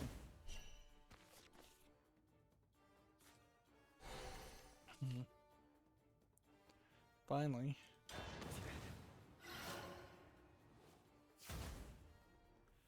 Then next we have a game on Steam called Avoid the Demons, which looks like garbage. For 84 cents. You're through. Then here we have a game called Musketeer of Hell, but then it's in a jail cell that looks like an asset flip with an automatic guns. Yeah, this does just seem like it is asset flipping for many different locations, many different guns, many different enemies. $5.34, several languages. See, even the concept of like time splitters, which was doing that same idea where it was a whole bunch of different levels because they were just kind of asset flipping, although arguably time splitters may have not been asset flipping or just instead just flipping generic ideas, which is a weird claim to make certainly, but that's probably the closest way to describe it, is they were taking very generic first-person shooter ideas to make generic first-person shooter levels. But even that series, which had some success, really probably wouldn't have any success in modern time, and that's more than likely why we haven't really seen any time splitters games tried to be made, or anything like that, where you're jumping around to different locations and different times and fighting different enemies. Let's see. Next we have a game called The Unending War Grand Strategy Chess. So this does not look like chess at all. It's $11.24, English only. See, now I'm back to daily missions, so I could theoretically play daily missions, but I'm not going to. Let's see. Next we have Yo-Yo Monkey Adventure, which this is just a frustration platformer using clinging abilities and climbing, kind of a mount your friends type game. $3.19, English and Chinese. Next we have a game on Steam called Smelter, which looks like it's a platformer taking place maybe in an alternate universe of Adam and Eve. Oh yeah, we'd seen this before and it's already on the following list, and I guess technically now it does have 30 user reviews, but I'll give it a little bit more time. This girl in the green bikini falls down a hole, and she then kind of transforms into this armored bikini-laden pixel character that you're actually going to play as. And then it is a platformer, kind of Mega Man style game with Super Mario Bros. 3 type level layouts. So it looks like it has a decent amount of stuff or ideas going for it. And the animation does certainly feel like it is somebody actually trying. Next, we have a game called Eviron's Chronicles, which looks like a collectible card game. Let's see, free to play, within app purchases, English and Russian.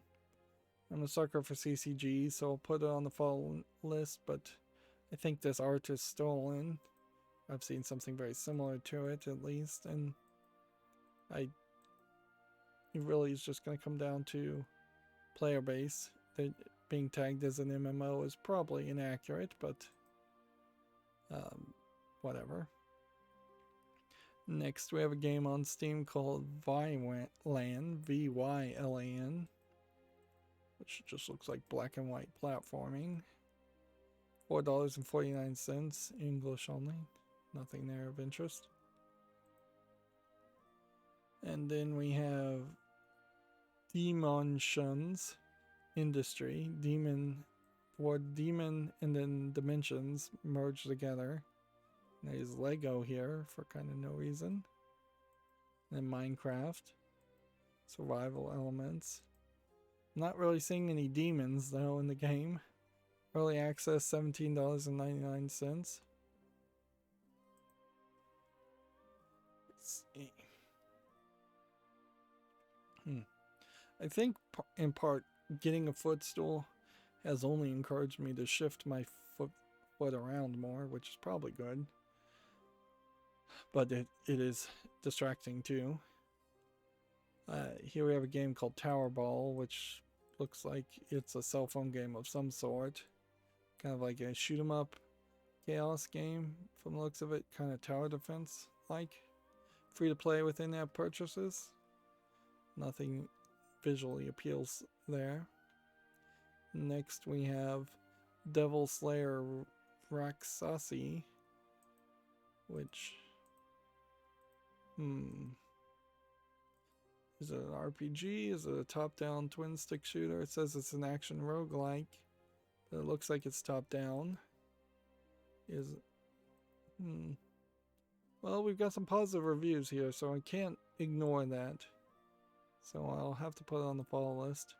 And I imagine if I sat and watched one of these videos, I might see actual gameplay, and that might be a higher selling point. Yeah. It kind of feels like it might be slightly Demon Souls-ish, in which you're trying to take out enemies one-on-one slowly instead of large groups of people. And that is trying something different, I would say, than what we normally see in a top-down twin-stick shooter, where you're just shooting hundreds and hundreds of creatures or enemies. And see, this might be an argument for a sword hack and slash type game, to have a whole bunch of different weapons and enemies and really focus on the gameplay from a top-down perspective. Here we have Small Town Terrors, Galdor's Bluff Collector's Edition. This is from Gunner Games, so maybe not $13? Yeah, $6.39, much cheaper than the Big Fish games. You can actually get a 2-pack apparently for $9.28. Although, I don't know how I'd ever justify playing any more hidden object games. Next, we have a game on Steam called Orbital Bullet, the 360 roguelike, which, interesting idea, where you're wrapping around in a circle shooting with several different areas. So how do you go up and down between different platforms would be my question.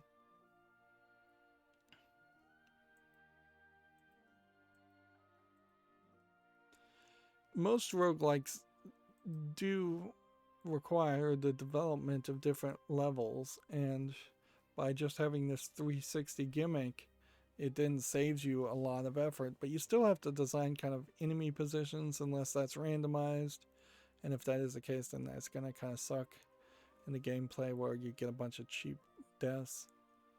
I'm going to put this on the fall list though. You've taken one gimmick and combined it with a roguelike, which is a much better known gimmick. As one of the things about pinball in general is that really, if you combine two good gimmicks and good gameplay, you've got a great pinball concept going. Next, we have a game on Steam called Paleon, P-A-L-E-O-N, which looks just like it's a survival strategy city builder. Colony Sim is what it's tagged as. $8.99 English and Russian. And then we've got a game called Stone River, which looks like garbage. Dark Screenshot Syndrome, which I haven't had to complain about that too much lately either. $24.99, incredibly expensive. Alright. And then Steam did release the top releases for March. So they're highlighting Home Sweet Home Survive, which is this a multiplayer focused game? I hadn't even heard it. And then Emergency Call 112, the Firefighting Simulation 2, which you can see is mixed. Actually, this game is mixed too. Ranch Simulator, which apparently is very positive. Evil Genius 2, which is mixed. Carnal Instinct, which is mostly positive. Stronghold Warlords, which is mixed. In Zone and World Apart. The Bus, which is very positive. Dorfram Montic, which is overwhelmingly positive. Yakuza 6 Song of Life. Subverse, which is the adult game, which is very positive. And what I had heard, there was some complaints about Subverse just not having enough adult content in it or enough gameplay content in it. And yet it's being rated very positive, so I guess the audience generally liked it. Out of the Park Baseball, Mr. Prepper, which is very positive. I was thinking about maybe playing that. And then EZONR, it's some kind of rhythm game, anime rhythm game. Team Fight Manager is very positive. Lust from Beyond is very positive. Interesting. Let's see. The Tenants is very positive. Loop Hero, still very positive. Kind of had forgotten that game even existed. It Takes Two is overwhelmingly positive. Interesting. Well, that really goes to show how useless Giant Bomb's review really is if they don't like It Takes Two, because clearly people playing the game and that actually paid for it did. And see, that is the top 20. We could look at like the top free-to-play ones. My Singing Monster, Super Mecha Champions, College Kings Act 1, Another Eden, Guardian Chronicle, Top Early Access, Ezon Reboot, In Zone, Subverse, Ranch Sim, The Bus, Home Sweet Home, Carnal Instinct. These are all kind of the same games. And then they have a category for building mechanic games this month, because I guess that's the category that just lines up more. And then a category for reality based, but these aren't any newer groups of games. It's just the same games over and over again, which is fair enough, I suppose. That there really is no reason why the top 20 list shouldn't just be the top 20 list. And certainly that feels like they spent less time in the development of that list than they have in the past, and that's probably fine, because of the truth of it is there's probably not that many people that are even going to see this list. And I don't think there's really a good argument that you should take whatever the top 20 sellers are as the list of games you should buy.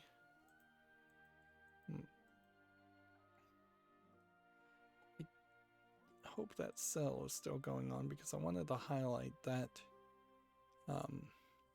Black Mesa Definitive Edition is $9.99 right now on Steam. That is something.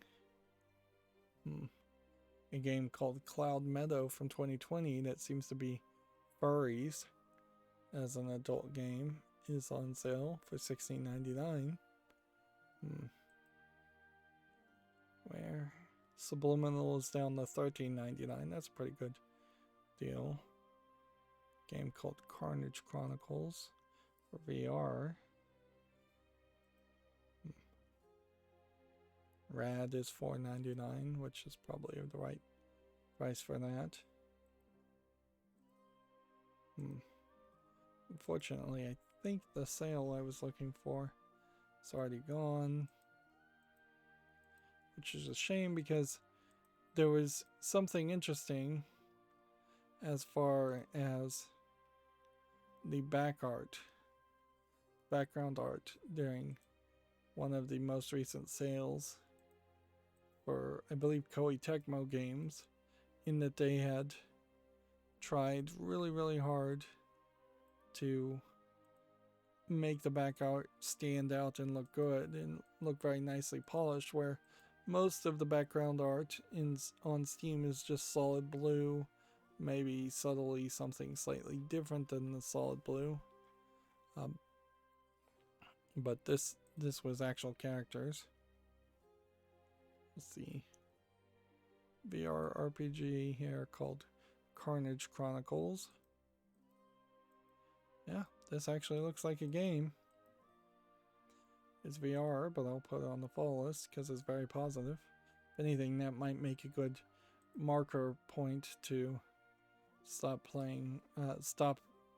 following some of the worser VR games.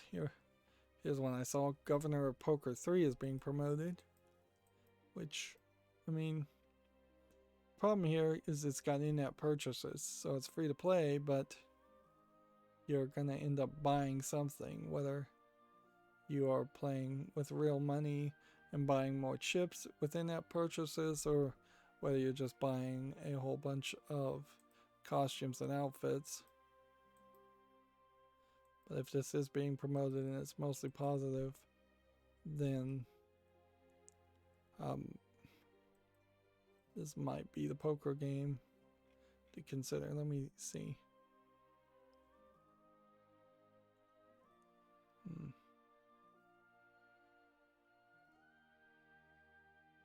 Loads of free chips, options every few hours.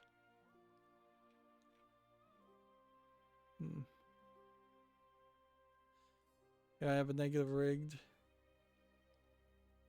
Yeah, a negative review says it's rigged somewhat, which that's not something you want to hear. Yeah, Loop Hero, very positive, 90%, 94% overall positive. This game is on my wish list, but also kind of forgotten about as a game.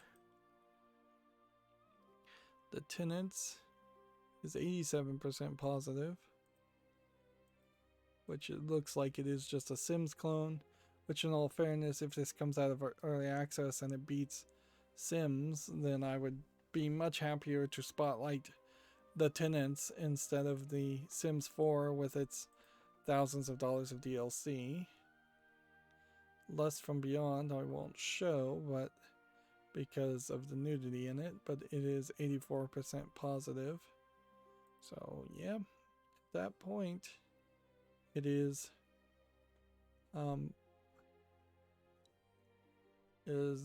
worth buying. When did I get Lust from Darkness? Apparently I have that in my library. I don't remember actually buying that game. And I have no idea how I'm going to play that game. There's also a game called The Beast Inside that they're bundling with it, which is just a horror game without the adult content. And that's also on my wish list. Interesting. Well, it'll be an interesting time if I can ever find the free time to figure out how I can play Lost from Darkness and show it on my channel in any way whatsoever. Next we have Team Fight Manager, which is a management game, obviously. So yeah, I couldn't think that I'd be interested in this, even though it is being well received. It's $9.99. It also kind of highlights something that I am still missing some games because I have not heard of that game. I also hadn't heard of this game, EZ2 on Reboot R, which from the looks of it seems to be a random assortment of animated characters in some kind of rhythm game. We've seen this on other rhythm games too, where you have like a rhythm game like this, and that's the main core gameplay mechanic, but then they will throw in some kind of cool footage in the background and tie it into some kind of J-pop animation character, some kind of avatar of some sort. And that would explain the wide variety in the animation styles.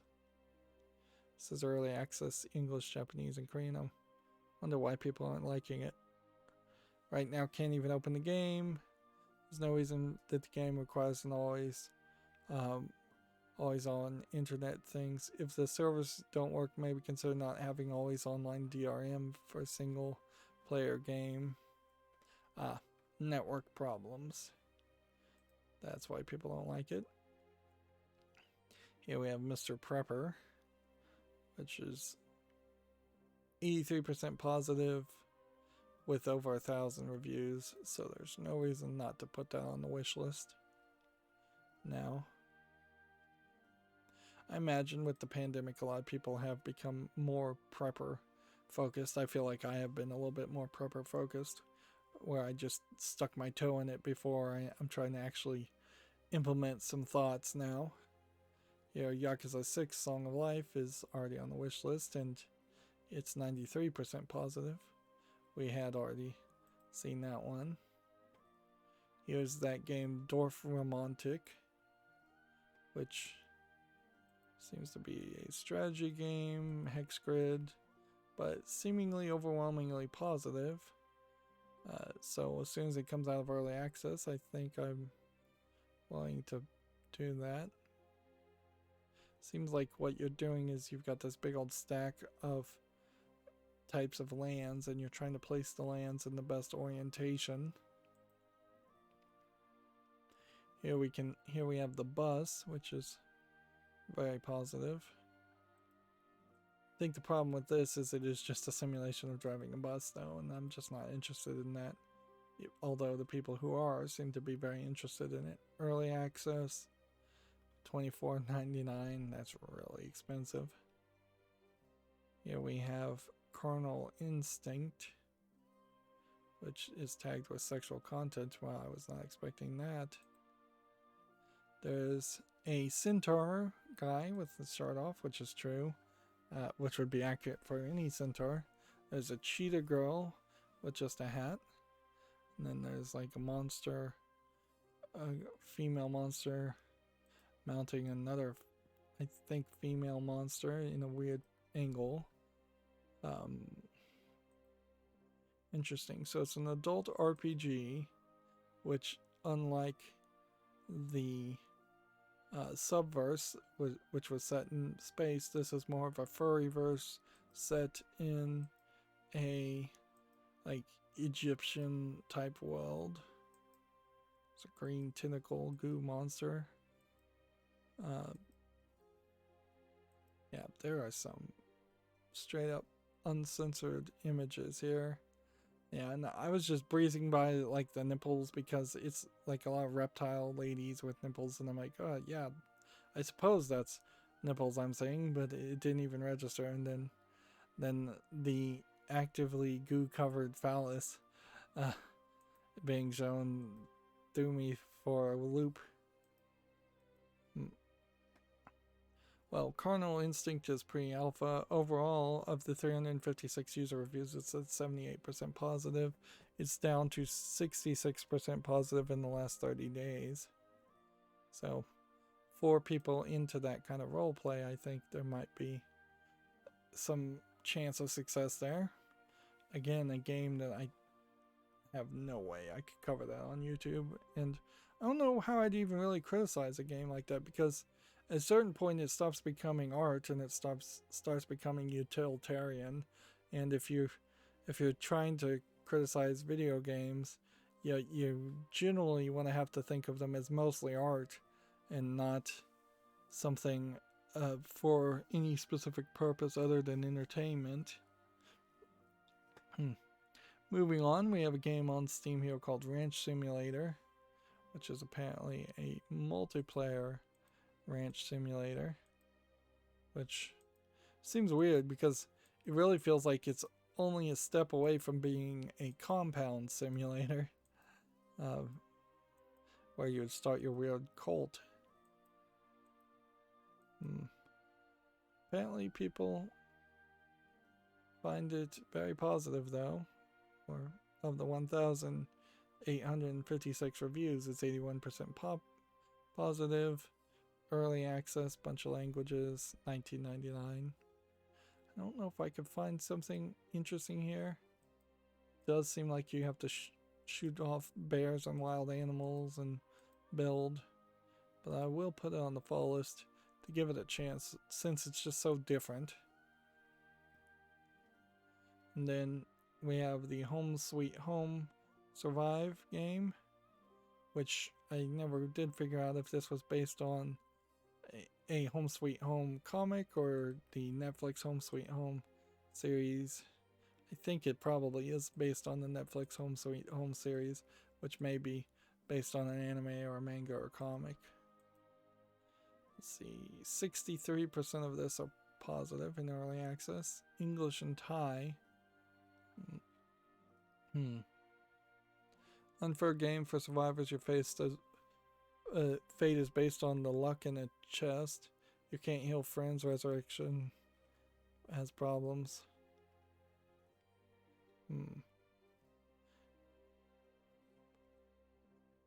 Yep, a lot of negative reviews here. A lot of negative reviews. So there's a passion to it. I guess inherently for this game it doesn't matter though, because it's an online co-op game with in-app purchases, so I wouldn't play it anyways. But yeah, that is interesting that a significant amount of the games that came out this month were mixed reviews or mixed reviewed at best. So people really did not have a great month for games this May. Alright, so now I'm going to look at my news and try and wrap up as we are 3 hours and 30 minutes into the stream. The Epic Games Store apparently says they were aware that offline mode was not working for some games. They're investigating. Then a minute ago they said they've resolved the issue.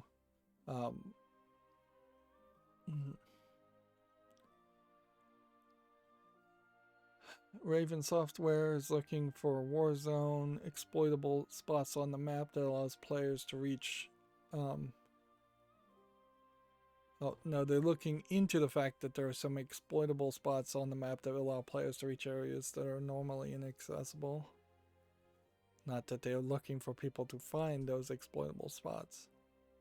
Which that that would be an interesting thing for somebody to come out and say directly. Is just like, we're looking for people to break our game for us so that we know where to work and where to fix it. Very rarely does the patch team not have a list of things already that they need to work on.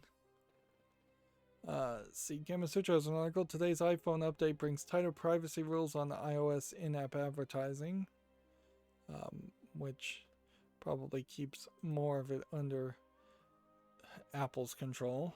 Apple did come out with a new MacBook of some sort that probably still won't have any kind of gaming element or powerhouse to it, so I doubt we'll see a big swift or a big influx of Mac-based games.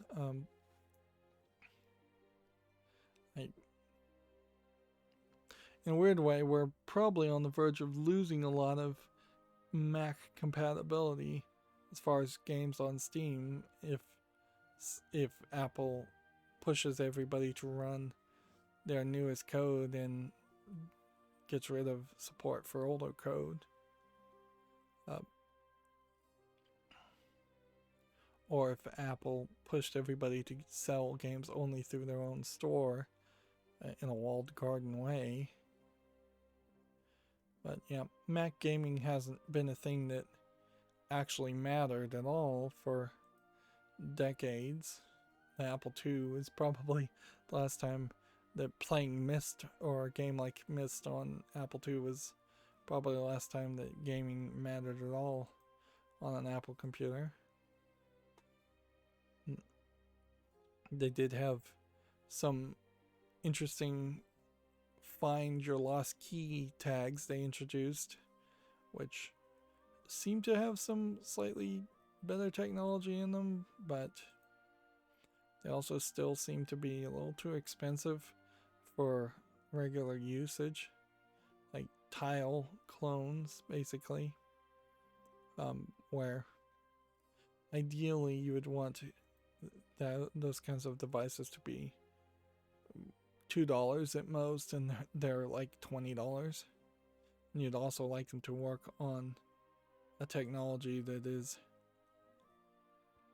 better than what it is. Apparently what's on Steam is also glitched because the last game what's on Steam came out with was over 3 hours ago.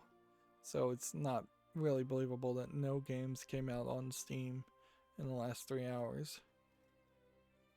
So, but that will, I suppose, let us wrap up. And since we're not doing the Humble Bundle anymore, I closed that tab.